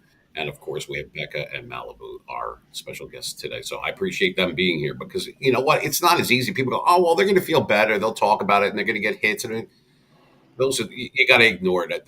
There's no shortage of dumbasses out there. So, I mean, sorry, there's no other better way to say that. And that picture looks just like Becca. Look at that. Doesn't that look just like her? So she'll be right to the Secretary of State right now trying to get shit done. But in any event, right now, I'm going to swerve this right over to my guest co-host here, Kim. All right, Kim, we had Q&A coming in. We'll get to all that. But I know there's a couple of questions that, I mean, there were systems that were supposed to protect, you know, the schools, CPS, law enforcement. They failed to, did they overlook this problem? Did they get paid to turn around? I mean, maybe a combination. Help has not been helpful. There's no other way to say it, I guess. I'm going to have you take over from there because it's just like I'm just aggravated at the whole thing that I see some of the questions, not all, but some. People don't know. I guess you can't get mad at them. Do you get the same questions over and over? Do you find that you have to constantly have the same preface like, okay, I was trafficked? Like you got to go through it every time. Does that get any easier? I was asking her before meeting Becca and Malibu. Does it get easier or more difficult the more that you have to bring this up? I mean, To me personally, like it's not emotionally difficult to talk about. Do the questions get more informed? Not really. Not with the hashtags or the movie or the blue short shirt or the Human Trafficking Awareness Day. I know that some, and I would even say many individuals are better informed, but I still have a lot of what I call incorrect premise assumptions or questions or statements by people on the internet that spend a lot of time reading about it. So they stroll in like they're the expert because they read something and they're very emotionally worked up about it. One of the biggest misconceptions, and I could write a whole book about misconceptions of trafficking. One of many, it's not generally kidnapping. It's generally someone the child knows and is supposed to trust. That can happen in many different ways. With me, it was my family. With Malibu, it was people that we're supposed to be vetted to take on a foster child. So generally, it's someone the kid is supposed to be able to trust. It's not the unmarked white van and the masked man as much as family members and friends and people that are supposed to be trustworthy. Another big misconception is, beyond the people that want to just throw thoughts and prayers and well wishes on it or say I'm sorry and move on, there's this misconception that someone's coming to save us. And that's a very generalized way of saying, someone's like, oh, I'm so sorry that happened, but vote for XYZ. Vote for XYZ is doing something about it. Vote for this person. And I'm like, oh, interesting. Pray tell, what have they done about it? I wouldn't be here if I saw other people here and I was trying to get other people here, but they weren't willing to be here. So I'm here. I don't really, anyway, it shouldn't be me, but please tell me who's doing something helpful. I'm super sarcastic, as you can tell, because the reality is like they read something or heard something and I want it to be true just as much as they do. Like I'm not here to rain on their parade. It's just that this blissful ignorance, that's not helping either, So it almost removes or dismisses our personal responsibility to do something when we keep pretending like XYZ person is magically going to come save us or is like doing some great thing to save us in the background. Unfortunately, that's not reality. No one's been able to give me solid examples of that yet, but there's a lot of narratives in people's head. So, again, the truth ain't pretty, but it's important to acknowledge the truth, the objective truth, not what we want to believe, not what should be happening, not the way that things should be working, the way that things actually are so that we can solve real problems. Yeah, oh, actually solve them, not just admit that there is. And by the way, we just got Pearl Harbored by Becca. Becca's back. So, well, you know me, I'm a Jersey guy, but you heard what she said, Becca. I mean, I know that you did, and obviously Malibu did as well. Where do So one of we the from here? Like, okay, we get it. I mean, I'm not even joking when I said this during the TikTok, and you guys were both there. You were all there. What did I say? I said we should get Kim because Kim's cool, and you should get Kim right in front of Congress. If we could talk about steroid use and this and that and all this stuff, okay, yeah, is it important? Sure. Anything more important than children's welfare? Eh, they're still growing, and you're inhibiting that. You're stopping it in its tracks. You're making it worse. They're regressing. They're not going to be adjusted. If they're lucky, they're somewhat adjusted going forward. You know what I mean? And then something can set them off. You really want them to, for the ones that do escape, so to speak, like Rebecca said, she was being sarcastic. She's like, "Oh, I was rescued. Yeah, nice. Everything's just fine. There you go. Here's a free library pass. What the fuck is that going to do?" I don't think people understand the urgency, the gravity of the situation, or maybe they don't want to. Gee, I just thought of that on my own. Where do we I'm go here. from them? What do we do? And then we'll go around the panel. Please, I want to give the floor to you guys because you obviously have you see my position. I'm ready to like rock on. You know what I mean? I told her, I'm not even joking. I'm like, I'll sit on a rocking chair with a shotgun on the back porch right there. Anybody wants to come in and grab these kids, they're gonna have to get through me and people like me. And I'm not joking around. I'll take a bullet for one of these kids, and I don't even know who they are. Why? As a parent, I'm outraged. As a father, I'm outraged. As a human being, as an American, as a citizen, having a soul, because that seems like this is a soulless. How are you? Okay, I don't get. Well, that's their. What do they say in like some of these countries? Like that's their background. Or I'm missing the what I want to say. Like that's what they do, and that's acceptable. Kiss my ass, acceptable. These are human beings. These aren't. This isn't a toy. It's not a car. These are human beings. You're toying with someone's soul. Yeah, it goes that deep.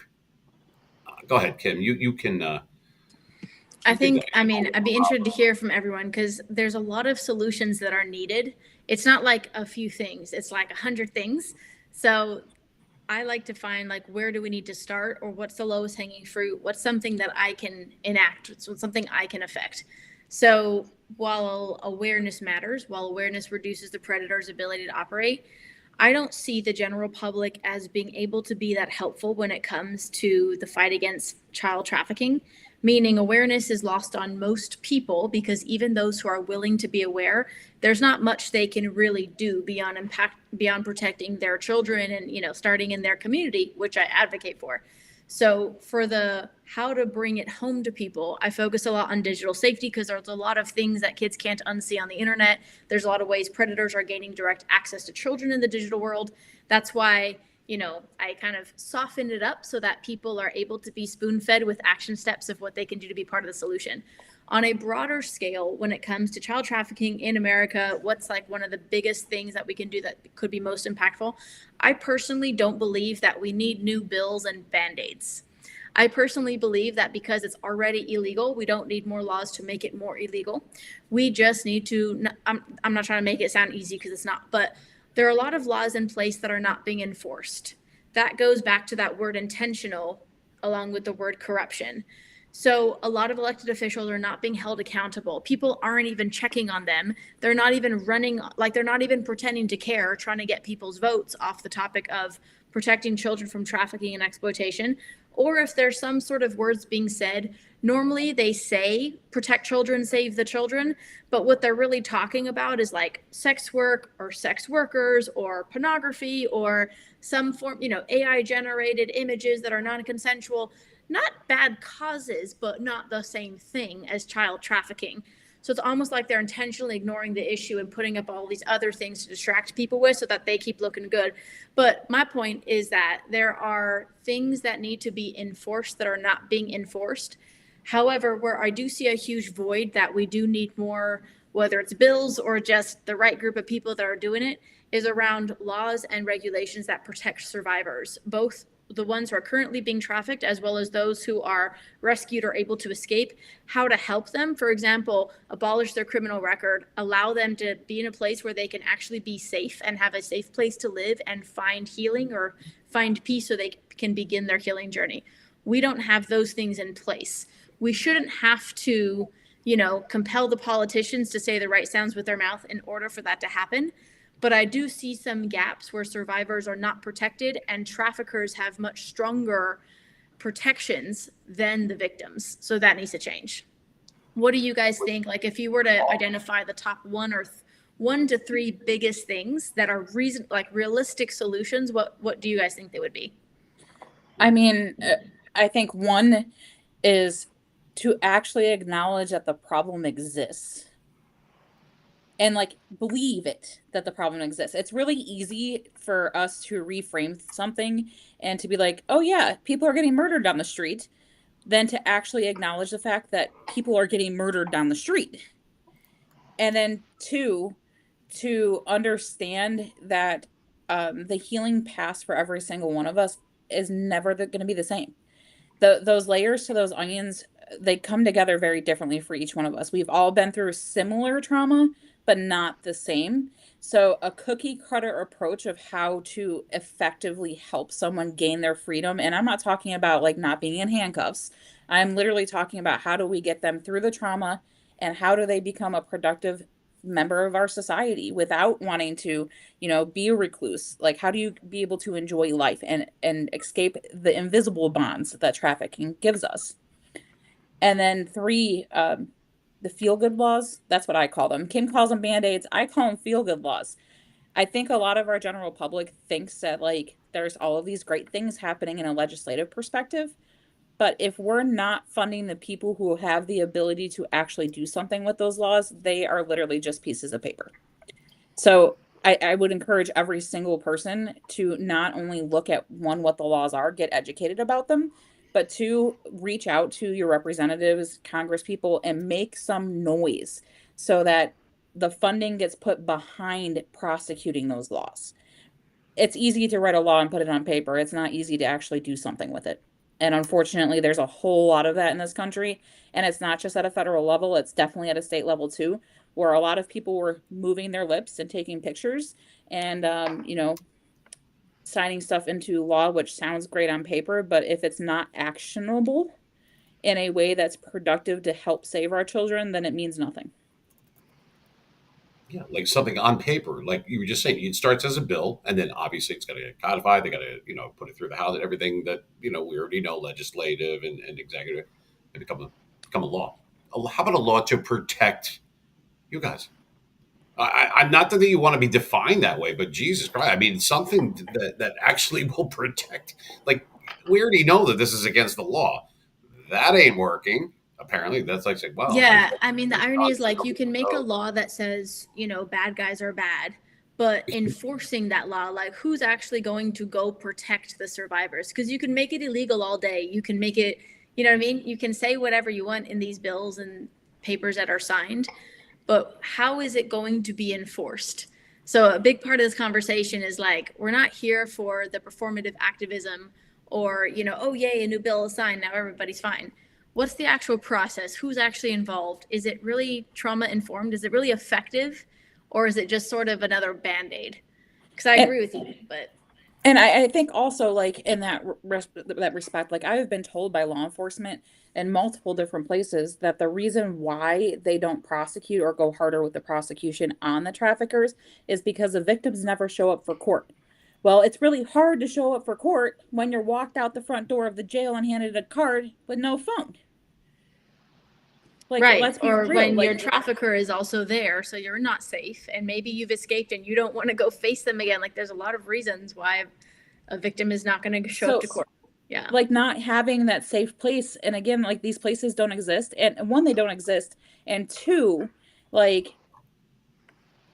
if they do exist, they are programmed by people who don't understand trafficking. There is not survivor input in these places. So I can say this for sure because I lived in one. that was quote unquote a safe house in Oklahoma for almost 2 years, who, I'm very blessed to have had the opportunity to have the bed, and it did get me away in somewhere that I felt at least safer because there was distance between myself and my trafficker at that point. However, taking somebody out of a situation where they're controlled and putting them in a situation where they're controlled is not solving the problem, and it does not lend to them healing. I mean, it's literally just, I don't know how else to politely put that. So like, I was put in a safe house where I could not leave the house after 7 o'clock. I had to wear clothes that they approved. I had to eat what they made. I had to, like, I might as well have just stayed where I was. I had more freedom being trafficked than I did in the safe house. That's That's insane because to hear that out loud. but it's reality. And a lot of people who end up in these safe houses, one, they're not necessarily safe, because I can tell you right now, like, that wasn't the only safe house in my journey that I was in, and traffickers know where they are. So they're not necessarily safe. And two, like, we come from a place where everything around us was taken from us. We don't know who the hell we are. We don't. So especially when, like, I was an adult at this point, but I had been trafficked since I was a child. I didn't know what I liked. I didn't know what I liked to wear. I didn't know how I liked my hair. I didn't know anything about myself because it was taken from me. So it's important that if you put somebody in a position where you're trying to allow them to heal, you have to let them make mistakes and discover who they are. And be okay with the fact that they're going to make mistakes. I mean, prime example of this, I didn't have a license when I got free. And there was an organization in Oklahoma that pledged to buy me a vehicle if I had gotten gainful employment. So I walked my happy self to a Subway 2 miles from the safe house every day and went to work. And they purchased a vehicle for me, and I didn't have a license, so I had to navigate that. That was a whole other adventure. But I was so stressed out. And one of the things that we always did when, like, things went wrong when we were being trafficked is we would move. We were never in the same, like, location. And I got very comfortable with moving somewhere else because it was safe to me. Like, you leave everything behind and you move. Well, things got uncomfortable in my healing path, and I got on the highways, and I didn't really have a destination, but I ended up in Dallas, Texas. And I almost got kicked out of the safe house because I ran. They didn't acknowledge the fact that the reason why I was running was because that was what was comfortable, and I was uncomfortable with the changes in my life at that time. Had they kicked me out, I probably would not be alive today. Amazing. So they've not done that, you might not be alive. So it's like, I can't. It's like, which one's worse? I'm having a hard time trying to figure out which one that is. One's bad, one's worse, and you don't have a choice. I mean, they're not trying to be nice. They're feeding you and giving you a place, maybe because they need you. You're like a piece of meat. Forgive me for saying it, and that sucks. That's just not. They know what's going on. I use this example. I know it sounds silly. It's a weird analogy, but the movie The Untouchables, where they knew where this stuff was happening. If you remember the part, where Al Capone was doing all, and they had bootleg and everything going on, and they walked into a post office. For those that didn't see it, and this will connect in a second. And so they said they're about to walk over to this door. They said, "Here." So like this, and I remember Sean Connery, the role that he played, and his line was, "Everybody knows where it is. It has nothing to do with we don't know where. It's who do you have the balls? Do you have the guts to bust that door down?" Now, I'm using that as an analogy. It might seem silly to some people, but for those that have seen the movie, it's exactly on point. It's not like they don't know. We know exactly where it's going on for the most part. We know who's involved. We will find out. So it's not about trying to find it. It's about who's going to do something about it. What are you prepared to do? Right? I mean, that's how I see that. And that's why I use that example. So if you have somebody walking over to you, Becca, or Malibu, or even Kim, because I'm sure she's had this before too. My question, as being, let's say, an observer from the outside looking in, what do you tell somebody that says, "I don't know"? Well, where is this happening? I mean, can you pick out immediately? Can you smell bullshit? Meaning, like, are they being genuine when they really don't know, or are they just throwing something at you like they do with the people, like with cameras, like people shaking hands and all that bullshit that doesn't mean anything? What are you running into there?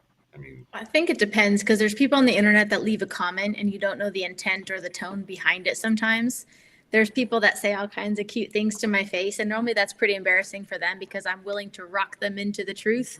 But also, it takes a lot of spoon feeding sometimes. But my personal approach is I'm not here to tell them what to think. I'm here to help them unpack the logic for themselves, so I can tailor my message with whoever disagrees with me or whoever is truly unaware. But I know there are well-meaning people that are truly, they may be aware that this exists, but they're uninformed as far as how it looks and what they can do. There's also a lot of people that think they know what we're talking about, that the way I say that very nicely, we're just in a different body of water, meaning if we fail to clearly define and understand the real problems, then whatever solutions we implement won't be very targeted or effective. So I see all kinds of people, but I've also, my brain thinks in systems. I've also kind of loosely categorized it where there's definitely people that exist in our country that were privileged enough to not have experienced this, which is great, right? But they think also, because they're not evil or psychotic, they have a hard time comprehending that this could be the reality for people that, unlike them, had to experience it, right? So while that may come from a well-meaning place, that's just simply not, a trauma-informed reality. There's also people that have been very misled by the media or whatever has politicized or stigmatized this topic, and they now associate the topic of protecting children with either a political party or ideology or just something that's inherently unhelpful. And, protecting children should not be political. So it's sad that people are easily misled, and often their own bias or narrative can be in the way of that. Then there's definitely the people that throw thoughts and prayers at it. And while I appreciate everybody's thoughts and prayers, I like to challenge those people, especially if they're coming at that with a religious faith or saying, I'm going to pray for that. That's great. You should pray for that. But we're called to do more. I believe God put us here in this physical realm to do physical things. And I would like to find the people that are willing to show up like they have access to the power of God. Because I don't believe that any of us, and I'm not a religious person, I'm just here to call people to action, because none of us should be able to use fear as an excuse to hold us back from protecting children. But especially if you believe you have access to the power of God, let's show up like it. Let's not be too cowardly to even talk about protecting children. And let's be willing to do our part, because again, we're needed in this physical realm to get involved and to show up for children, and especially be a voice for the voiceless. Well, all right. Well, a voice for the voiceless. They want to tell you. They're trying to tell you that we've been over it. There's so many things. It's overwhelming, even for someone like myself. And I've regularly been on your site, which I was just showing at digitaldefendersunited.org. And I'll put it back up there in a link a little bit later on. However, it's so many. Where do you attack first? You've got this side of it, that side of it, the part with the law, the part where what are we doing about it right now? Like, who's stopping this? Do you go after? Do you go to just save the kids? Do you go after the people that before they do it, like a preemptive strike? Like, there's so many. I know you're training with people, law enforcement down on the ranch and everything down in Texas, Kim. There's so many different moving parts to all this. It's very intricate. How do we simplify this for someone that's listening to the show for the first time, does not know Becca or Malibu or you or I? Uh, where do you go first? People are going to say at the end, it happens every time. Well, how do I help? How can I help? Reading about it, knowledge is power. Great. Now that you have that, where do you take? Like, is there specific people? Should we send some people here? Is it different from just the online safety? Obviously, it starts at home, right? Safety starts at home. Is that even being done? Or are we going after the most pressing, what I should say, the most important as of right now, the people that are being trafficked right now? It's not unimportant, but it definitely takes precedence over rules, regulations, what you can do to be safe and how to do things. So you're going to get this. I'm sure you've all gotten this. What's the first thing? What's the most important one? Is there such a thing as number one priority? I mean, in my opinion, the number one priority should be this wonderful saying that you hear quite a bit, and it's united we stand, divided we fall.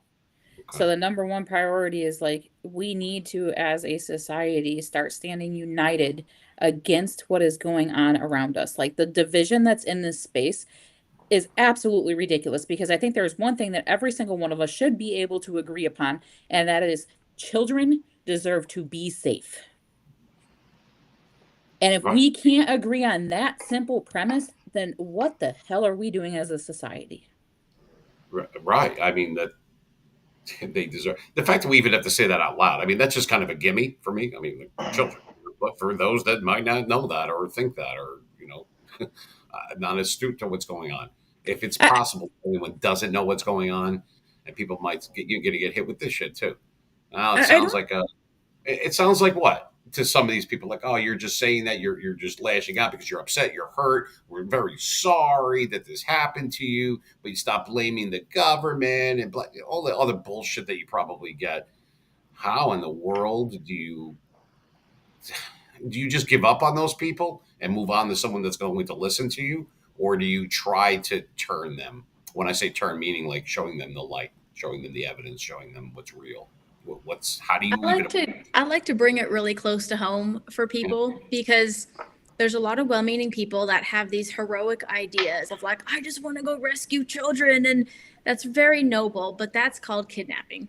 And that's not how we do things. Like, we can't do it like that. So, especially when, often when I dig into that, I'm like, well, they're like, I don't even know where to begin. I just know I want to rescue children. Okay, well, tell me one thing you can do right now in your community to help kids. Like, let me oversimplify it for you because it doesn't have to be that big and heroic. So again, I focus a lot on digital safety in my public messaging because people can handle it, because it's very actionable. There's a lot that we can do to protect children and not give the internet unsupervised access to our children. Like, just please don't do that. So that's a very simple thing. I'm not saying it's necessarily easy, but I've tried to make it as easy as possible. I have free resources and checklists and all that information. Come to find out, a lot of parents are like, oh no, big scandalous thing, but they're not paying attention to the little things. I'm not saying that to judge any parent because I have huge respect for them. I'm saying let's make sure we're starting at home, because that's something you can and absolutely should be, controlling or willing to take responsibility for. Beyond your physical home and your actual children, the other way I say it is I want you to pick 5 kids that you know right now and just be their mentor, be their advocate, be that one strong adult in their life. Because again, statistics are really spotty on this thing. I don't really trust them, but still, I've read all kinds of numbers. If it's something like 1 in 5 children, which I think is a good guesstimate as far as kids that suffer some kind of exploitation or sexual abuse, etc., if we were all to pick 5 children and promise ourselves it won't happen to them, or at least promise that we'll be there for them, promise that we'll help them through this very complex life, we could change that dynamic. So I try to oversimplify it for people because most people tend to overcomplicate it, but then they're stuck in this vicious cycle of being scandalized but not taking action. So step 1, be aware. Step 2, take action. And that means start in your home and in your actual community. Okay. Well, and that's there you go. You knew 1, 2, and 3. As you were talking about that, Kim, as you had mentioned it, I'm going to put this back on the screen here. This was a question that it's pretty much open here. Let me go back. There it is. I have no idea how to say her name, but it says, "Are the guests on the show in any kind of healing process, mental, emotional, physical?" I mean, I don't want to answer that. You I'll let guys, y'all speak for yourself. I think it'd be impossible for us to be here if we weren't. there you And have it. I also think it would be impossible with all of the trauma that every one of us has endured to not have to have gone through a continuous healing process, whether it be mental, emotional, or physical. I mean, all 3 of those are horrifically affected when you are trafficked. Um, I don't think that it would be possible to continue to live a somewhat normal or productive life if you did not address that trauma. So to answer that question is yes, I am. I mean, Every day. I've sought, professional help as much as I possibly could in trauma based ways. I have great friends who I can vent to. Um, I have connected with other survivors, and sometimes like it's nice to just talk to someone who, although we have very different stories, can understand that the process of unpeeling those layers to the onion is hard. And that sometimes even the most little, what would seem like a little thing to people who have not been through the things that we have been through, can turn into a mountain. All right. I mean, that's okay. Well, that should answer her question. Obviously, like Kim said, Malibu. Did you want to touch on that as well? Are you in? I'm guessing you're in agreement with that. But I mean, it is Yeah, right. it's what they said is exactly right. But each individual person has their own ways of doing that, right? It's not one technique is fits all, right? It's Becca has her techniques of what she does. Kim has hers. I have mine. It's like when I am talking with their parent about what they're going through in a CPS case, and they're talking about their children, and they're talking about the trauma that has just occurred in their life, um, with ripping their children out of their arms and just destroying their whole entire world at that point. It does remind me and trigger a lot of my own memories, a lot of my own past. But over the years, I've been able to develop my own mental strength in order to push that personal stuff aside temporarily while I'm helping these other people. Because at that point in time, that is the most crucial point in their life where they're trying to manage their own emotions, but yet seek help. Right? I can't I can't help somebody else unless I can physically, like emotionally, like do that myself. So, but when that conversation's over, at the end of the day, I can't tell you how much weight comes down on me, and that memory, those memories, those feelings. And yeah, I do a lot of praying. I do a lot of self reflection. And at the end of the day, I got to remind myself of why we're doing this. God would not have put me in this position if he didn't have an ultimate goal and plan, like an ultimate goal in sight. And I tell myself that all the time too. Like, I don't think God would have allowed me to go through the things that I went through as a child in just for shits and giggles, right? Um, I look at it as my past has created my ability to given me the opportunity to become who I am today. And it's the same thing with Kim. It's the same thing with Becca. We all went through this for a reason. Do we understand the reasonings 100%? No, I don't think we ever will. But our job now is to raise the awareness, to reach that hand out and help one another understand that they're not alone. There are people here who really truly do care. And when you find those people, you've literally got to hold on to them for dear life because they are very, very rare. Kim is rare. Becca is rare. Um, Everybody on this show, everybody that I've talked to, all of the advocates that are desperately trying to educate parents around this country, and everybody else, we're rare. We are fighting a war, but we need more people on the front lines. Like Becca was saying, it's about actions.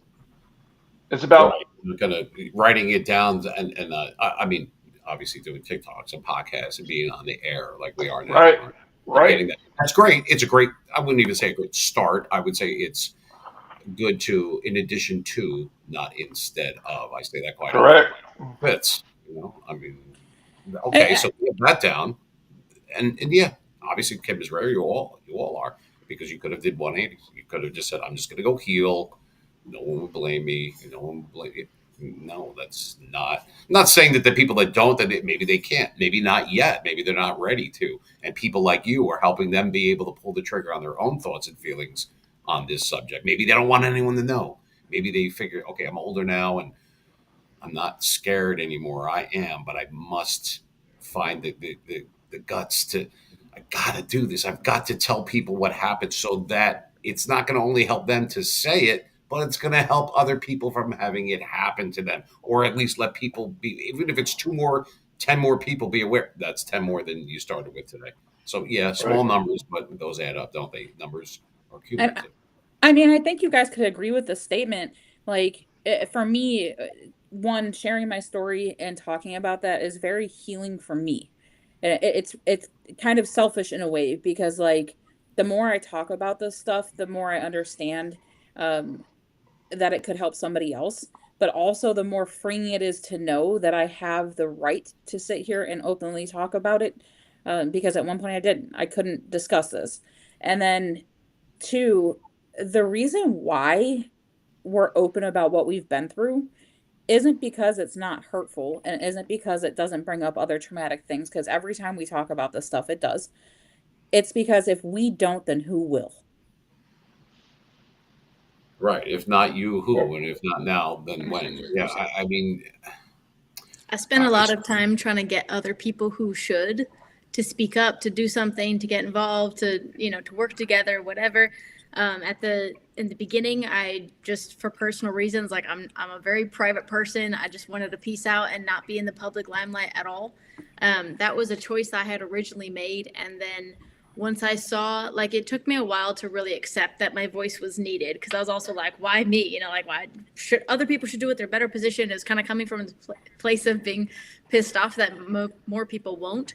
But it was also coming from this, like, a lot of survivors carry a lot of shame and guilt over what happened to us in the past. And a big part of healing is giving yourself the permission to release that shame.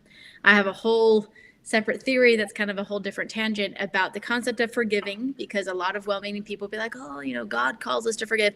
Jesus told us it'd be better to put a millstone around your neck and to be drowned in the bottom of the sea than to offend a child.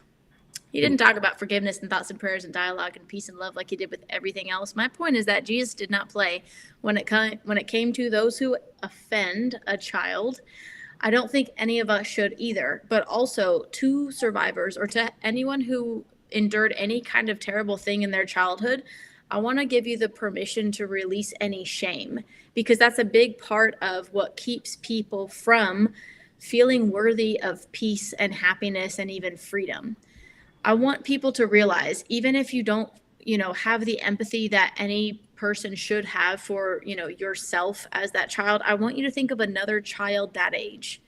They never deserve that. No child can even avoid that. Not a predatory adult, not an adult who can easily outsmart and overpower that. There's nothing that child could have done to avoid that trauma. And that trauma should not be that child's shame to carry.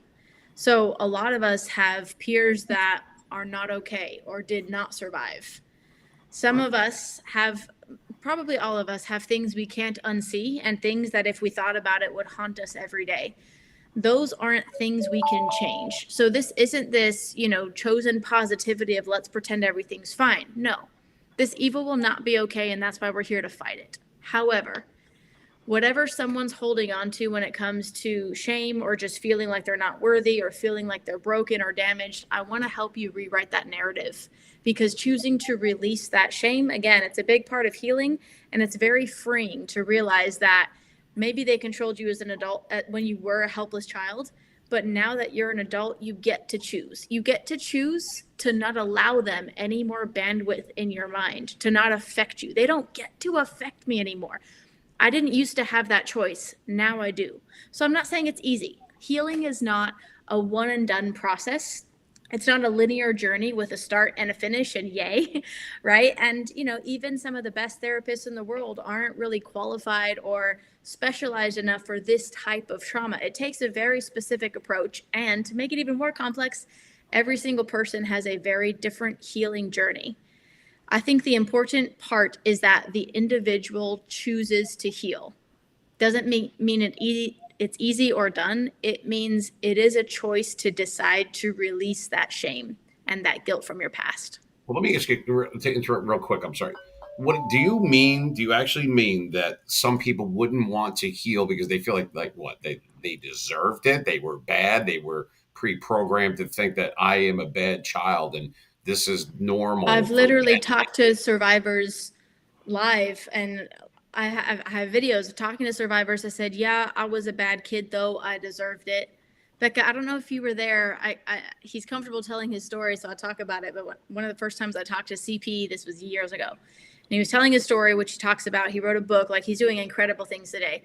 This was a few years back, and he was literally saying, yeah, but I was a bad kid, and I deserved it, and, ended up on the streets and all these type of things. And I was like, man, I want to stop you right there, because, I validate everything you're saying. Yes. However, I want to challenge one thing you said. I want you to think about, I knew he had a child around the same age that I think CP was trafficked around 15 as well. And I said, I want you to think about your child who's around that same age. On their worst days, on their most rebellious teenager days, do they ever deserve? And he went from downtrodden to like, hell no. And I was like, exactly. See, a lot of times it's hard for us to have that empathy for ourselves. A big part of being exploited and controlled is that your self-worth is ripped from you and you're made to feel worthless. So a big part of it's not only healing, it's really reclaiming your power, but it's in deciding everybody is worthy, therefore I am worthy. Could get a lot more extensively into that. But yes, a lot of people, a lot of survivors of the unimaginable childhood trauma do not feel worthy and do not have empathy for ourselves. So that's why I tell them to think about another child that age. Like Malibu said earlier, most of us would kill a motherfucker with our bare hands if we saw them hurting a child. But it's hard for us to have empathy for ourselves. So that helps to kind of reframe it in a way that's accurate. I mean, it's taken me years to realize that like my worth isn't my body. I mean, when your worth becomes your body and becomes, I mean, it was sexual. That was the only thing that I was worth to somebody for a very long time. So like it literally has taken me years to understand that like I'm a beautiful person and I'm worth way more than that. And there are still days that like, you know, I'm feel broken. It's hard not to when you go through the traumas that you've been through. But then I look at how far I've come in the past 10 years. And for me, that usually helps me reframe that because like I had to figure out how to understand that I was worth more than that. And that was hard. Like that was really hard for me to understand that one, the world is not an evil place. There's just very evil people living in it. And two, I didn't deserve what happened to me, nor can I justify it. And three, that like not only am I worth something, but I'm also worthy of being loved and being free and being a parent and being a productive person. Like those things were something that I had to teach myself. You had to teach yourself because you were great. Because we didn't have that context. If One you of the- never had something, you don't have any context for it. So people are like, just love yourself. If love is a blank space word for you, or if it's a net minus 100, meaning it was so manipulated and abused against you, we don't have context for that. It's almost the opposite of reconstructing because it was never there. Right. It is deconstructing the false beliefs or the things that we were controlled by, but it is constructing a new belief, and that takes time. So one of the things that was, and Kim, that's perfect. One of the things when I was a child that when I was taken away from my parents, my biological family, when I was a kid at the age of 7, I automatically thought something was wrong with me. What did I do wrong? What could I have possibly done wrong in order for me, strangers that I don't even know, come into my world and just rip me from my family? Right? I had no idea what was going on. I didn't have any anger problems at that age. I didn't have any abuse or anything like that when I was a kid at the age of 7 before I got taken away. Once I got taken away, I started developing PTSD, brain fart. I started developing PTSD. I had extreme disconnection. What's that? What's the Dissociative? Yes. So I started developing all these issues because I thought it was something with me. I started hating myself. But then as I got older, I started realizing that maybe it wasn't really myself, but then I wasn't making those connections. You know what really made the connection for me when I was younger? Do you guys all remember the movie Good Will Hunting? Yeah. Mm-hmm. Right? Remember that scene with Robin Williams in his office? It came to that point where he was like, "It's not your fault," and he had to keep on saying it over and over and again. Matt, what did he do? He said, "I know." He's brushing it off. I know, but it didn't sink in until he kept on hearing it and hearing it and hearing it. So don't be afraid to talk about what's going on. Don't be afraid to recognize that it's not your fault, because it wasn't. But once you make that connection and you start realizing that you can love yourself, you can forgive yourself for hating your own self. That's so insanely powerful. And that's a good analogy from that movie. I knew exactly what you were going to say. Yeah, it's not your fault. And he's like, yeah, no, I know, no, really, it's not your fault. This isn't lip service. Like he was like, yeah, he had to have it pounded into his head. And we were Right. talking about something last night, unrelated. It was a space we don't do very often. It was called Scars That the Eyes Can't See. That was the name of it on there yesterday, and that had nothing to do with child trafficking or anything like that. However, it did come up more than once, and I find this to be appropriate right here and right now. That why is it the person that it was easy for a lot of people for the different things that they were talking about from their own personal experience, a lot of it heart wrenching, heartbreaking, everything. But it was basically why is it so easy, or they found it easier, I should say, to forgive other people, but they couldn't forgive themselves. They were always last on that list. Does that resonate with you as far as adhering to to child being trafficked, to being Forgiveness is an interesting, I would say it's a complex term when it comes to this evil. I have pretty extensive views on that, but I'll summarize. Like, I think I don't know if this is the answer to your question. I think it's easier to feel empathy for other people than for yourself if you survived some type of really intense control and manipulation and exploitation as a child, because a big part of how to control and overpower a victim is to make them feel powerless, useless, unworthy, etc. So yeah, and then because they're a child, they don't understand what's going on, so they're like, why are bad things happening? It must be my fault, right? A child generally often doesn't know they're being abused, and they definitely don't understand it's being trafficked. I didn't realize that until I was 30 years old. I escaped that cult when I was 20 years old. I know why I escaped. I didn't realize it was even called trafficking until much later. So all that to say, we just have to realize, like, in the mind of a very controlled child, there's a lot of confusion, and that confusion will be translated with whatever the child can use to make sense of it all, right? So there's different dynamics to this, but a lot of well-meaning people and even therapists will try to, what I call, make it pretty. A lot of religious people will do this too and be like, oh, I'm so sorry that happened to you, but God had a plan, but you're so strong. Oh, but at least you came out so strong. At least you were able to escape, but at least, and that's fine. But in other words, I'm not offended by it, but there's a need to validate that evil is evil. Let's not try to make this pretty. I think it's even more healing and helpful for survivors when we're honest about it, because sometimes positivity seems or feels like invalidation, meaning, oh yeah, but you're fine now. No, I'm smiling. You know what I mean? I'm here. That doesn't mean I'm fine. I'm not speaking for myself. I'm saying for a survivor, we're very good at masking things, and people are very good at not picking up on things that they don't understand. So what my approach in a nutshell, because I could detail this for hours, I think it's important to validate that evil is evil. So if someone tells me whatever age they are, I'm going to have an age-appropriate conversation, of course, but let's say they're a teenager or an adult and bad things happen to them as a child, I'll say, I'm so sorry you went through that. I'm so proud of you for overcoming. I'm so proud of you for choosing to be here. I'm so, like, you're a badass. You overcame that. You overcame that pathetic, weak, pathetic coward. I'm so glad you're here. You're a badass. That is 100% more helpful than I'm sorry, that's really sad. Or, yeah, but God had a plan for you. So number one, you're a badass. You're not the broken goods or we're not looking at you like an exotic bird. Number one, you're a warrior. You made it through. Number two, evil is evil. That's terrible. No child should ever have to experience that. Evil is evil. It's not okay. We're not trying to make it pretty.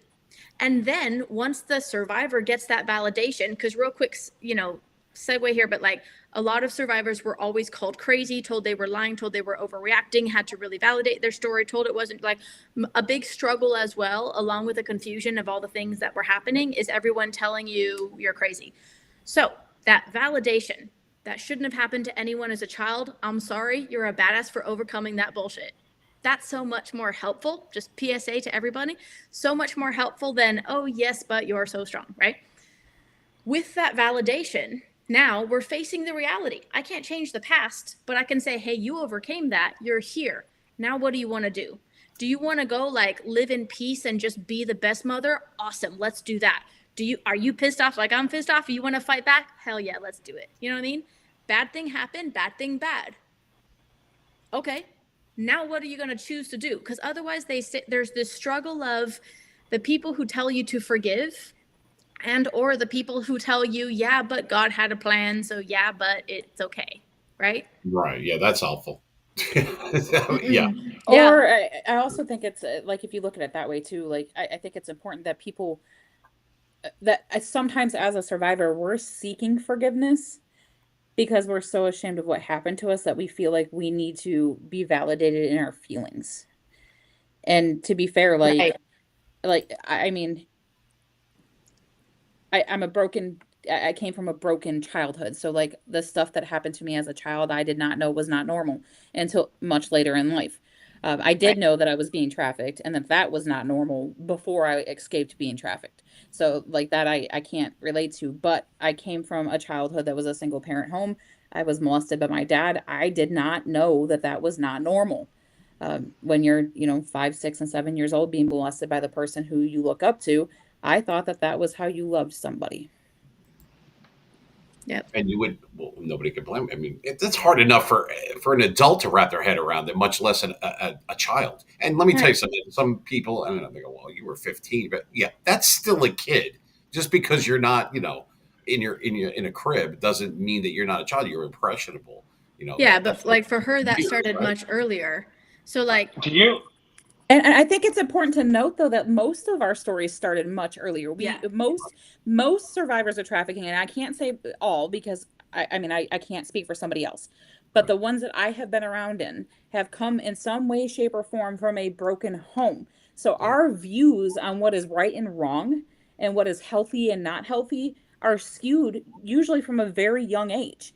So like it kind of snowballs on top of itself, and then like our views of ourselves, we don't know what it means to love ourselves because what we thought meant to love ourselves isn't actually how you love yourself. Um. Do you Right. realize? Do you Yeah. realize how powerful it is to have somebody? Okay, like Kim, Becca, myself, or any other survivor who's watching this show. If you are a survivor of any type of child molestation, child rape, or anything like that, where you were taught as a young age that, like what Becca said, was love, that's how you express love. Yeah. Do you realize that the fact that we grew up and there's only two ways you come out of this. You either grow up and you become an abuser and do that yourself, or you grow up and you become a protector and somebody who will literally die on the very ground of protecting a child.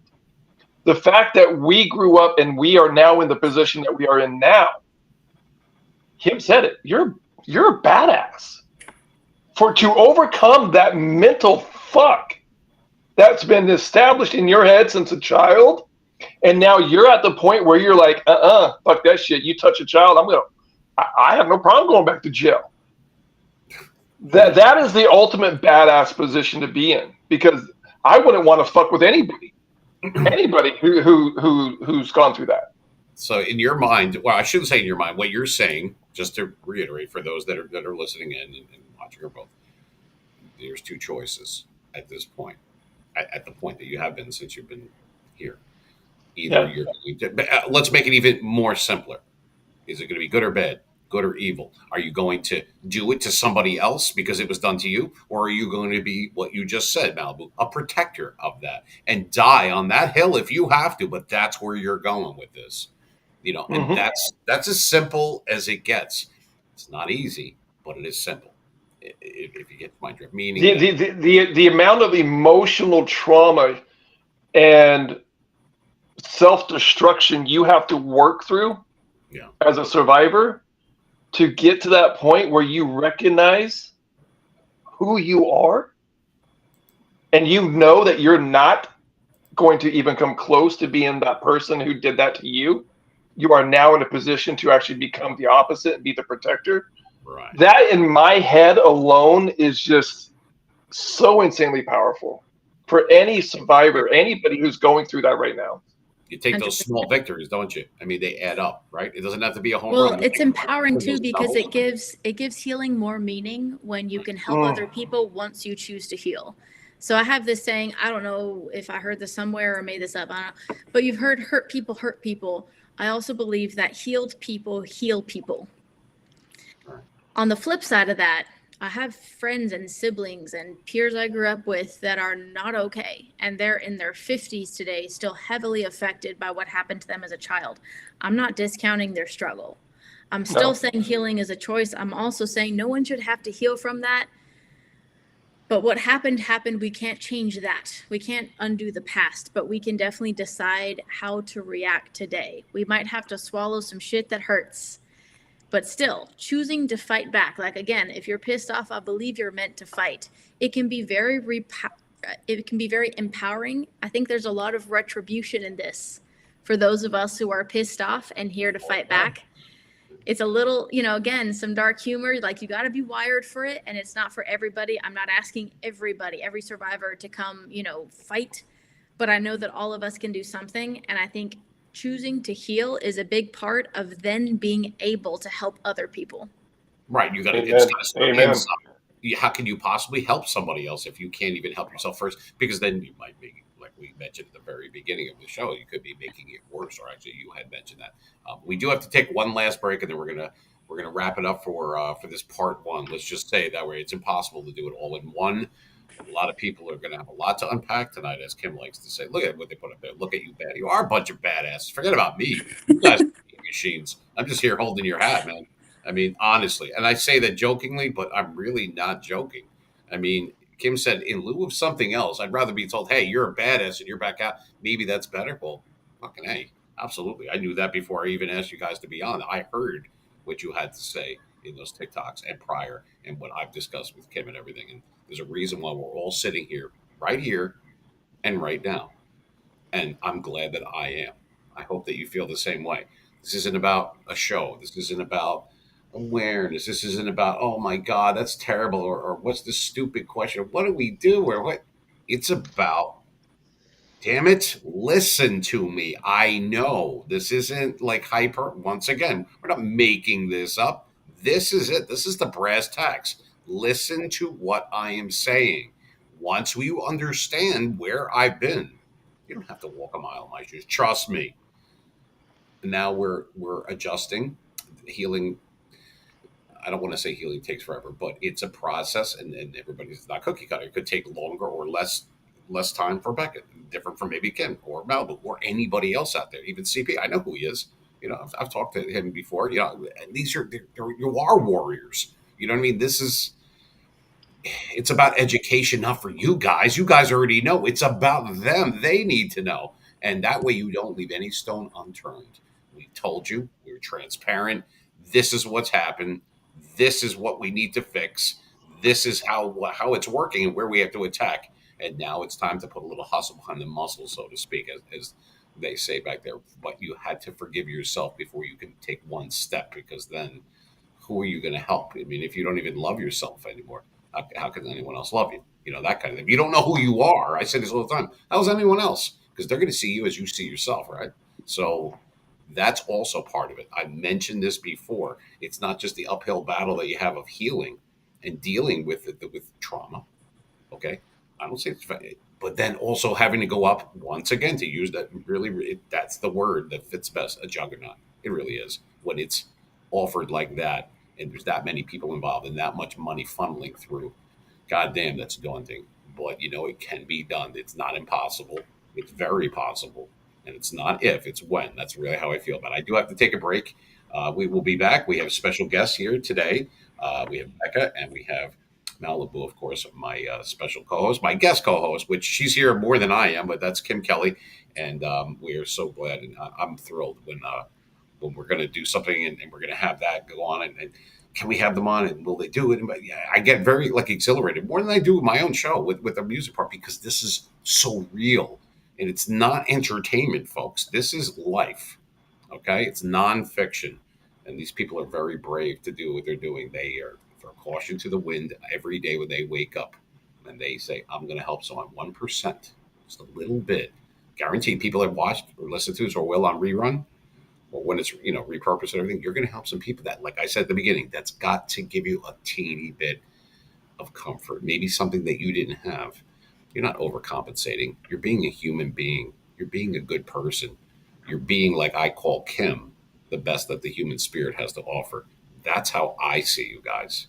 So we're going to be right back. You're listening to the Mean Machine Radio Show. This is WGAT 88.7 FM. I am Gregory Joseph, and we have a very, very good conversation going on with real people.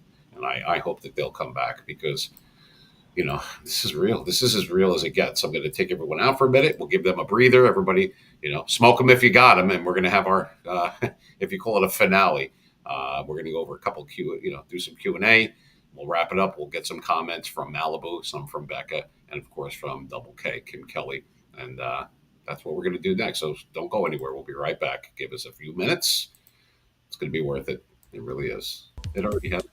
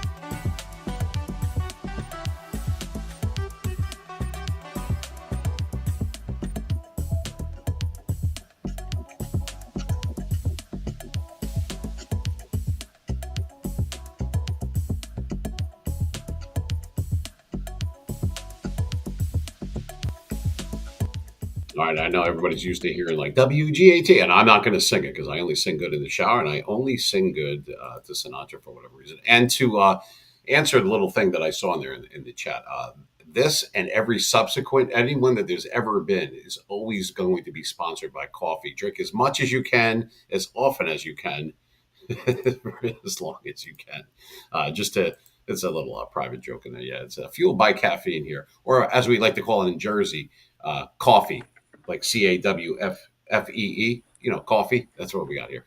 Anyway, all right. So we are back right here. It's the Mean Machine Radio Show, and we are sponsored by WGAT, which is 88.7 FM, going across the country. And we are streaming, of course, right now on X and on YouTube.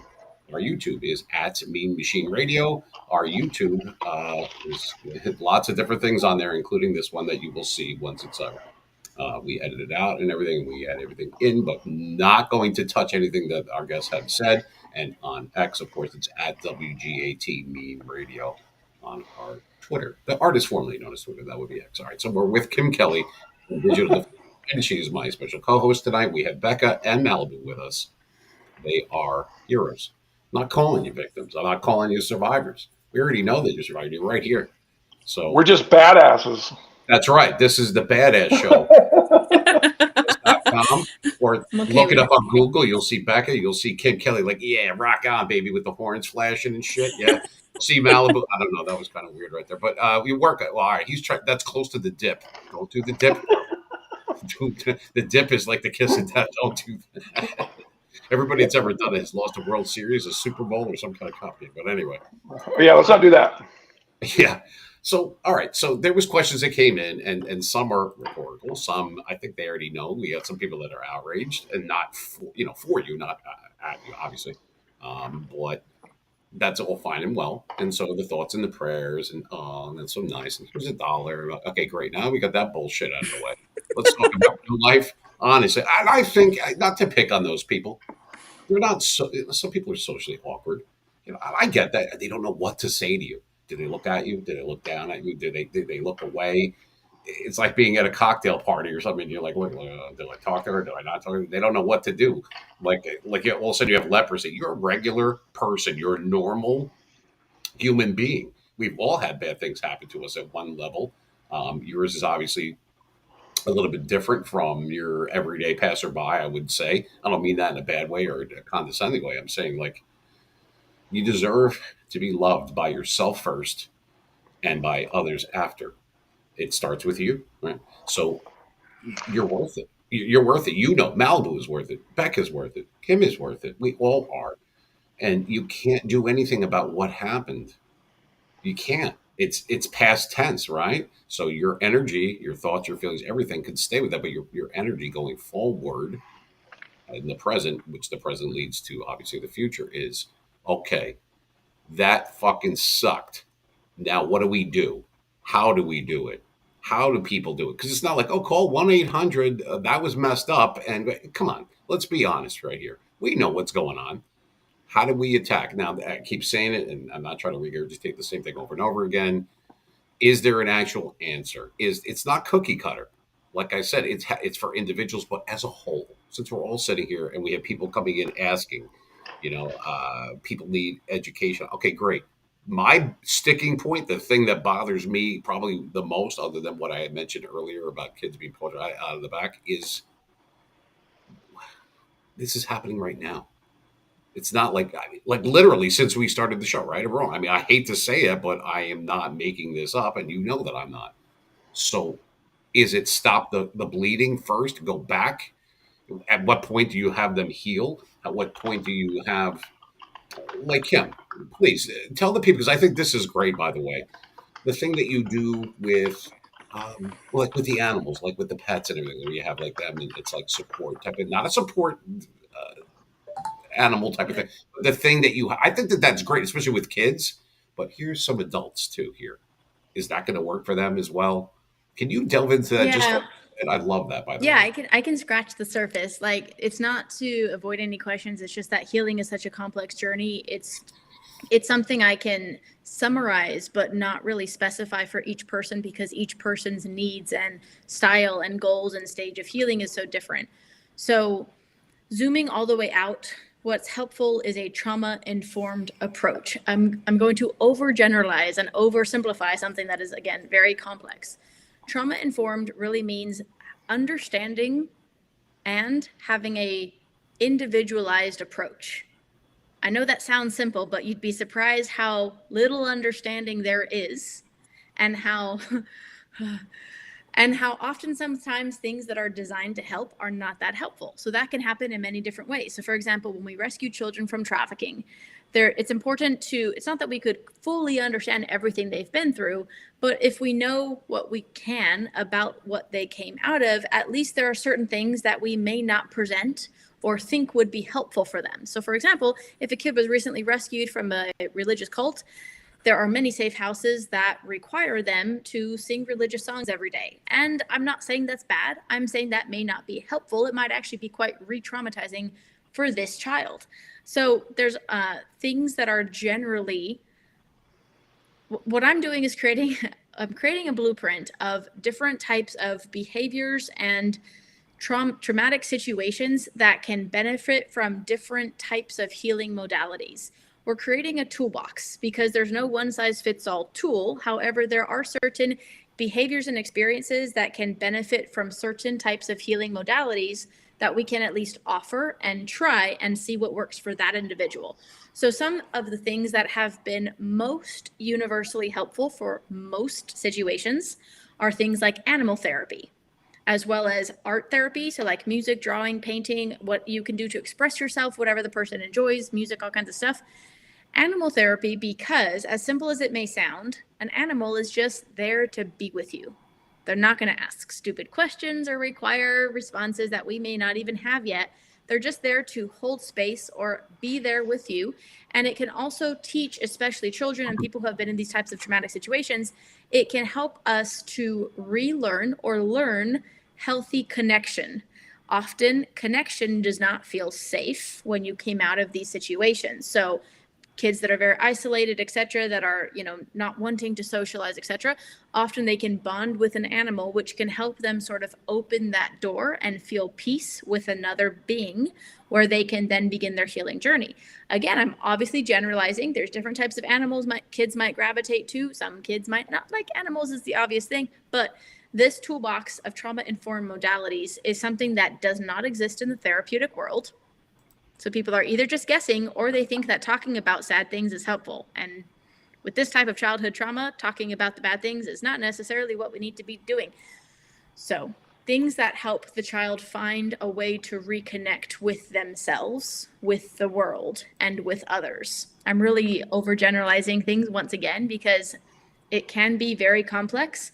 But if we apply a one-size-fits-all understanding or lens to this very complex problem, we're not always doing every victim a huge service. So often we have to be willing to approach a situation without bias. A lot of people have preconceived ideas, or they think that something that's peace, love, and safe for them is going to be helpful for the victim they're trying to help. That's not always the case.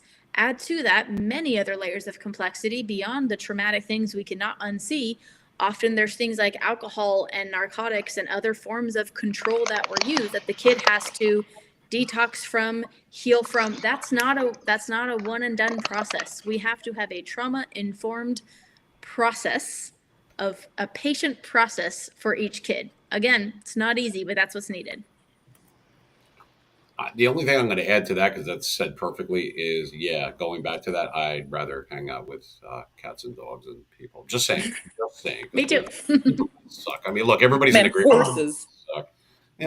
They don't say anything stupid. I mean, we should all be more like dogs. Honestly, we don't even deserve dogs. They're so happy to see you no matter what. I agree with what you're saying. I know that it can be complex. I always say the words KISS. Keep it stupid and simple. You know what I mean? You don't have to make it more complex. It's already bad enough that this stuff is happening, has happened, and will continue to happen until, we do something about it. All of us. It's everybody's problem. It's your neighbor's problem. It's our problem. It's everybody, everywhere. This is happening everywhere. It's absolutely disgusting. We get that. You know what I mean? I'm not here once again. Let me stir the pot and walk away. No, it's time for people that do not know to know, and for those that do know to get up off their ass and do something. Stop sitting on your hands and letting the next person deal with it. Oh, I'm busy, but really, what if it happened to your daughter or your son, or maybe to you and you're like, oh, is that it's better now? So why should it not matter? You were a child at one time. Their innocence is being grabbed. These kids are very, very young. So young, I cannot even say it when I want to rip the microphone out of the wall. You know what I mean? And that happens. That's evil. Okay, we've established that. Now let's do something that we can possibly control. Go forward.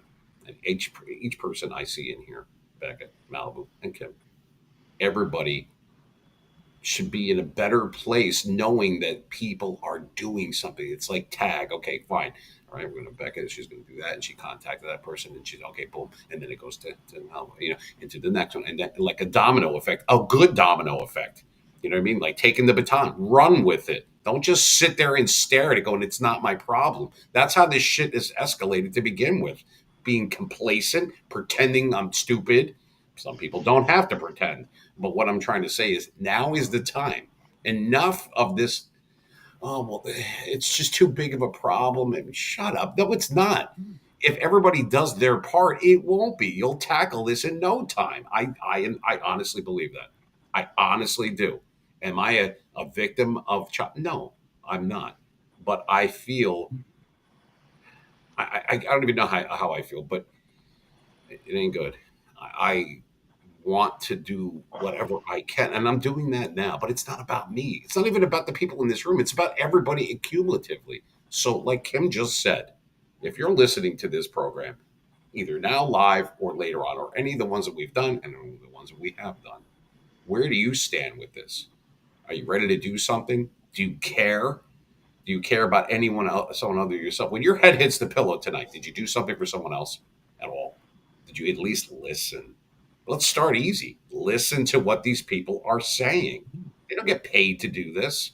I don't get paid to do this. Kim doesn't get paid to do this. Is on time that we will never get back in our life. Time is currency, right? It's the only currency where you have no idea what your balance is. So spend it wisely, right? I mean, this is not a meme. This is real life. You don't know what's going to happen tomorrow, but God damn it, prepare for it. This shouldn't have to happen to someone else, another person. It's happened to enough people. I think we're all in agreement about that. I share your outrage, and I'm not sorry. You know what I mean? I want people to be like, well, Jesus Christ. Well, yeah, good. Now, do I have your attention? What do I got to do? Go on like a choking spree? Because if that's the case, I'll pick Kim. I'll pick you up. I'll fly down there. I'll pick you up. I don't know what time zone I'm in. I have no idea where I am. I have like 4 different clocks, and none of them are the same. Got to go look at the microwave. But anyway, I want to give the last thoughts, so to speak, to our guests here. We'll start with Becca. Becca, how do you want to leave this tonight? Do you want to tell these people that they're idiots? No, I'm kidding. Do you want to tell these people? Well, we've already established that too. It says right here they need to educate people on history. Apparently, the education system has failed. Okay, we get that. Just look at the current environment. Okay, agreed.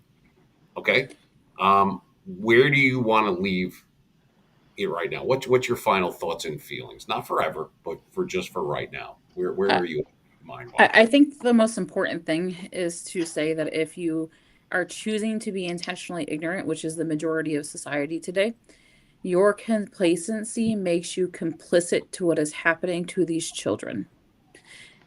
And I would beg of you to stop being complacent because these children do not deserve what is happening to them.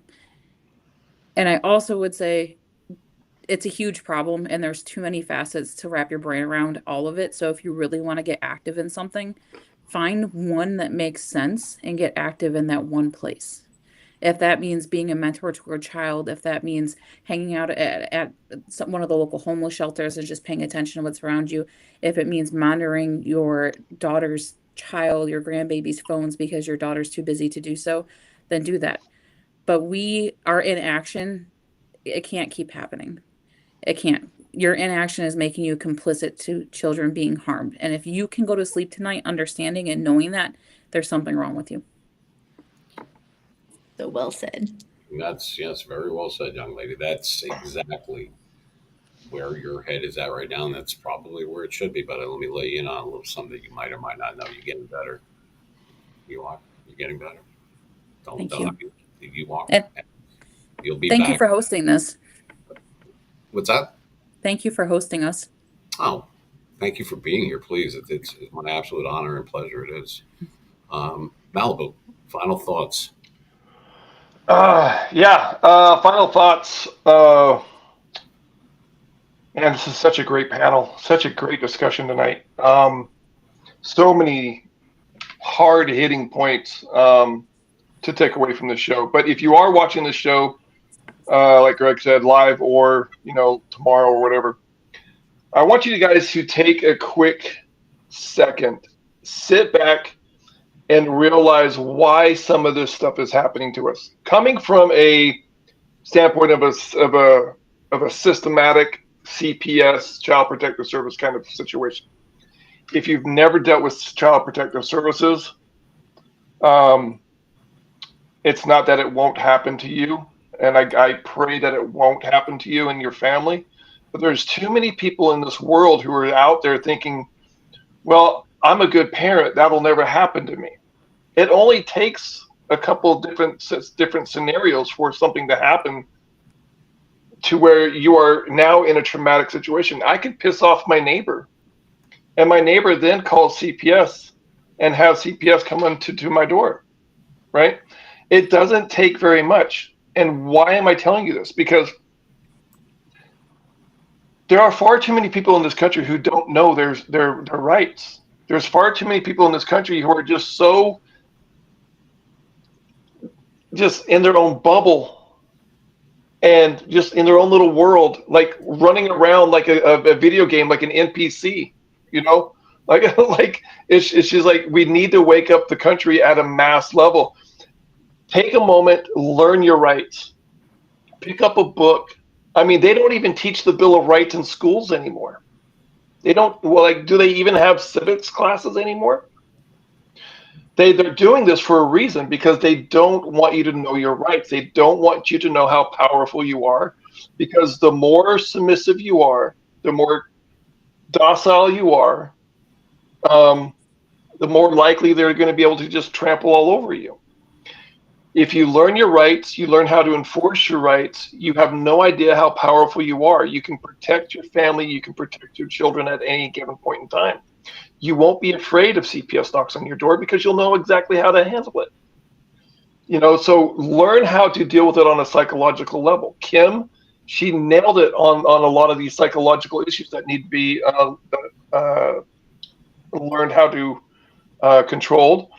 Becca, oh my gosh, she's hit so many great points as well.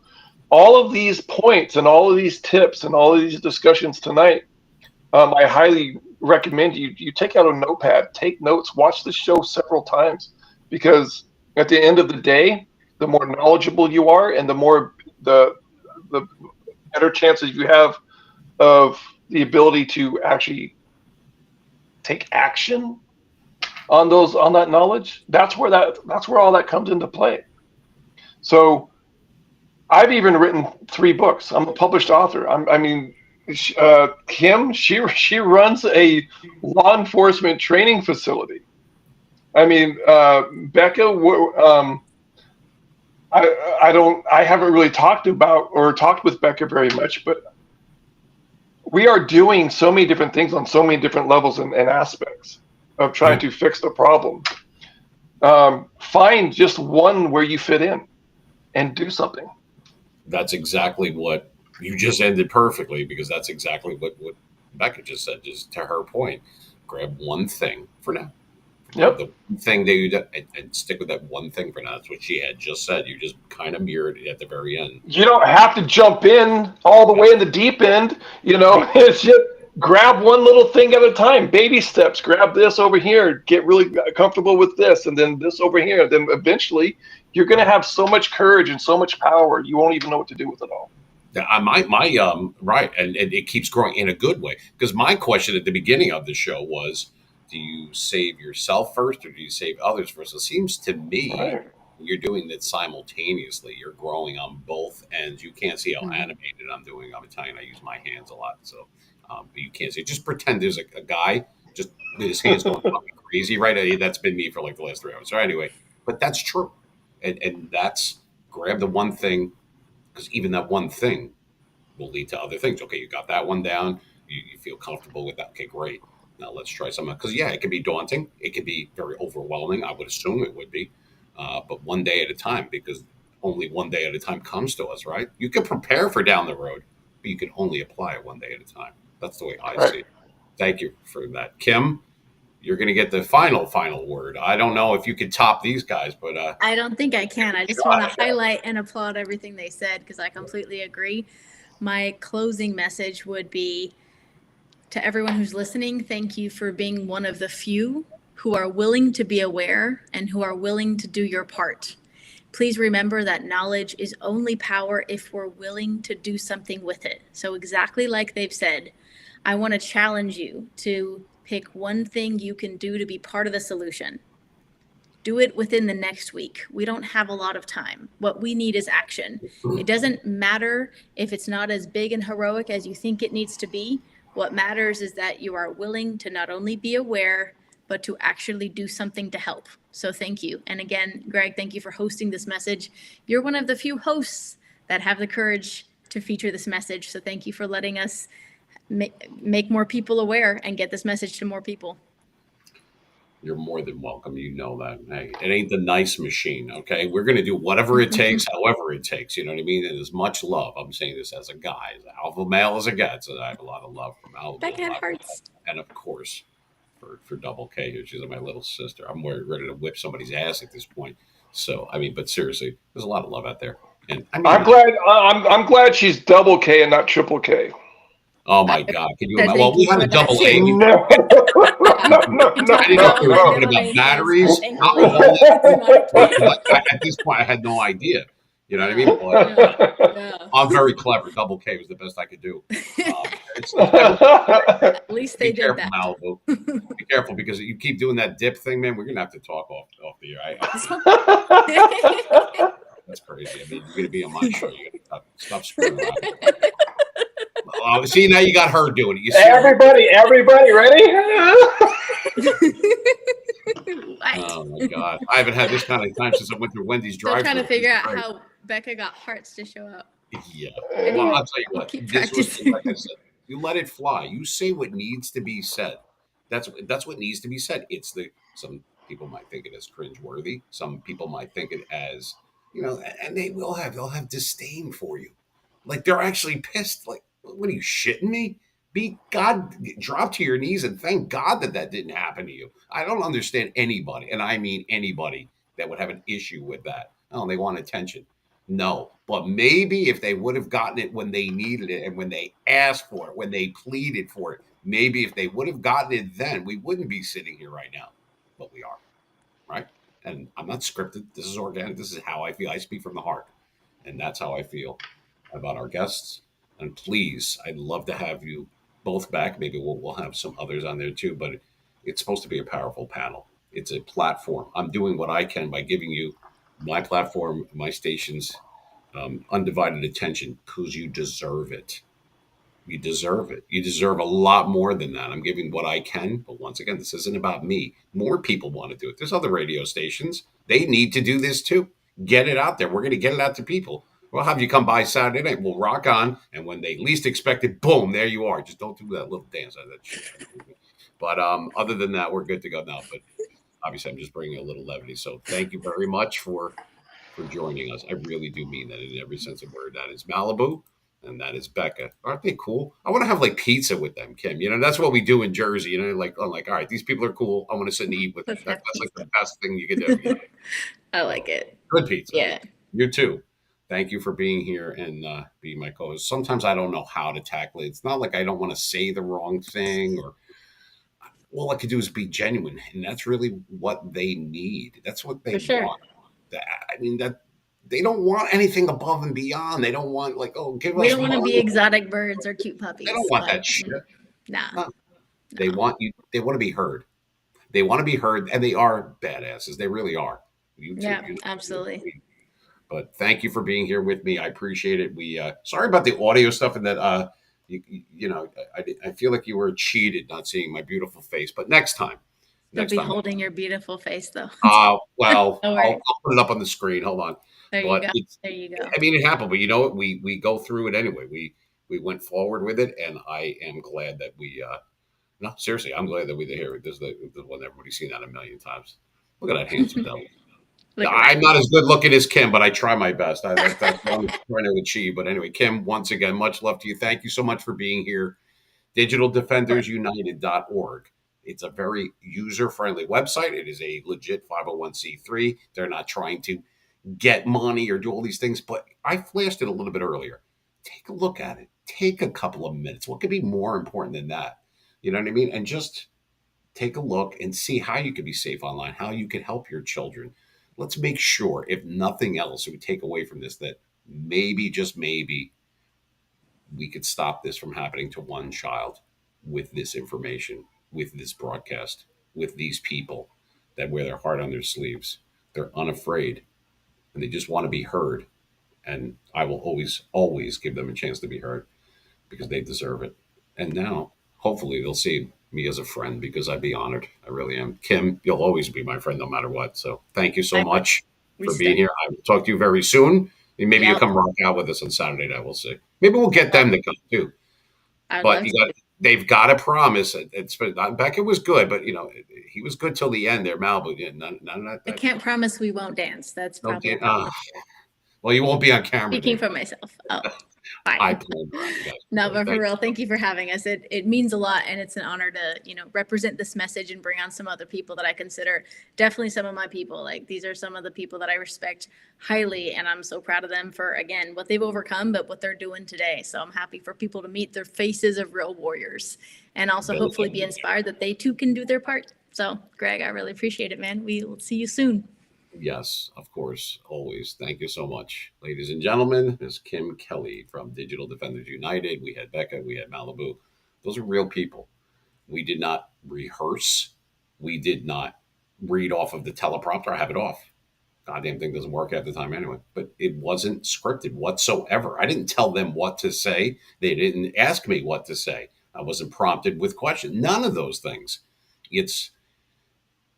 I try to give this broadcast and others and people that have been on with other things, the more serious subjects, because we do a little bit of everything. Sure, we'll laugh and then we'll rock and we'll do all those things in the morning show and everything, that kind of stuff. But sometimes you got to do stuff that's good for the soul. So am I doing this for me? I would be lying if I said that I don't feel better, a little bit better, a little bit fulfilled, that I made a teeny dent in something that I know is important. It is. It really is. If you're within the sound of my voice, whether you're watching me, listening, or both, remember that is the currency. The only currency you have is time. You don't know how much you have. Spend it wisely. Do something good. These children need you. This isn't a UNICEF commercial. These are real people. Not that they're not, but you know what I mean. This isn't like, oh my God, we got to raise funds and we'll just throw money at the problem. That's very nice, but that's not what this is about. Learn, understand, and remember. I used to tell my kids that. I used to put it on the refrigerator. Learn, learn what we're doing here. Understand what you just learned. And then most importantly, remember what you just learned. These people are the best that the human spirit has to offer. They deserve your love, they deserve your respect, and they definitely deserve your attention. So please give it to them when they are speaking about these type of things. Don't ignore them. Don't question it. Just say, hey, thank you. And what can I do to help? They'll tell you. Listen to them when they speak. Just do that. It's a human problem. It's not a United States problem. It's an everybody problem. When we are gone, children will be older and they'll be running this country and the world. We want them to be well adjusted. We don't want this to happen to one more kid, one more child, one more person. Enough is enough. It's been enough for a very long time. So if you're outraged, if you're pissed off like I am, I'm like, good. Now it's time to do something about it. I'm not going to say, hey, we got to do it. Otherwise, you're going to be a victim or whatever. You know what? Everybody that doesn't do something about it, or at least tries or asks, and they just remain sitting on their hands and complacent, you're part of the problem. Don't be part of the problem. Be part of the solution. It can happen now. We don't have to wait. Okay? Go to DigitalDefendersUnited.org. See what Kim has put together on there. There's a lot of good people behind the scenes that weren't even here tonight, behind the scenes here and with them. So please listen to what they're saying. They are telling the truth. In a world of AI and uncertainty and what's real and what's not, these people are as real as it gets. They deserve your admiration and your attention. Please give it to them. I'm Gregory Joseph. This is 88.7 FM, WGAT, the Bean Machine Radio Show. Thank you for watching, listening, and both. And for those that are going to catch it on rerun, it'll be on Spotify, Amazon Music, iHeartRadio. We will be uploading a lot of different things. We have our morning show, which is tomorrow. It's every Tuesday and Thursday. We do everything on East Coast time. So it'll be 11 a.m. Eastern Standard Time. That's every Tuesday and Thursday. We have different co-hosts that we've been, kind of, there's no music, but kind of like just gelling with everybody. We have different people that we have on. And I wanted to say something really special for one of the people that we have here. I'm not going to mention who it is. I don't want to embarrass them like that, but I'm going to say a special prayer, and that this particular family, this particular person, their mom is sick right now. And I said that I wanted to. It wasn't her idea. It was mine, but I wanted to say it out there while we were still on the air so a lot of people will hear it. My thoughts and prayers are with her family, and of course her mom, to get better soon.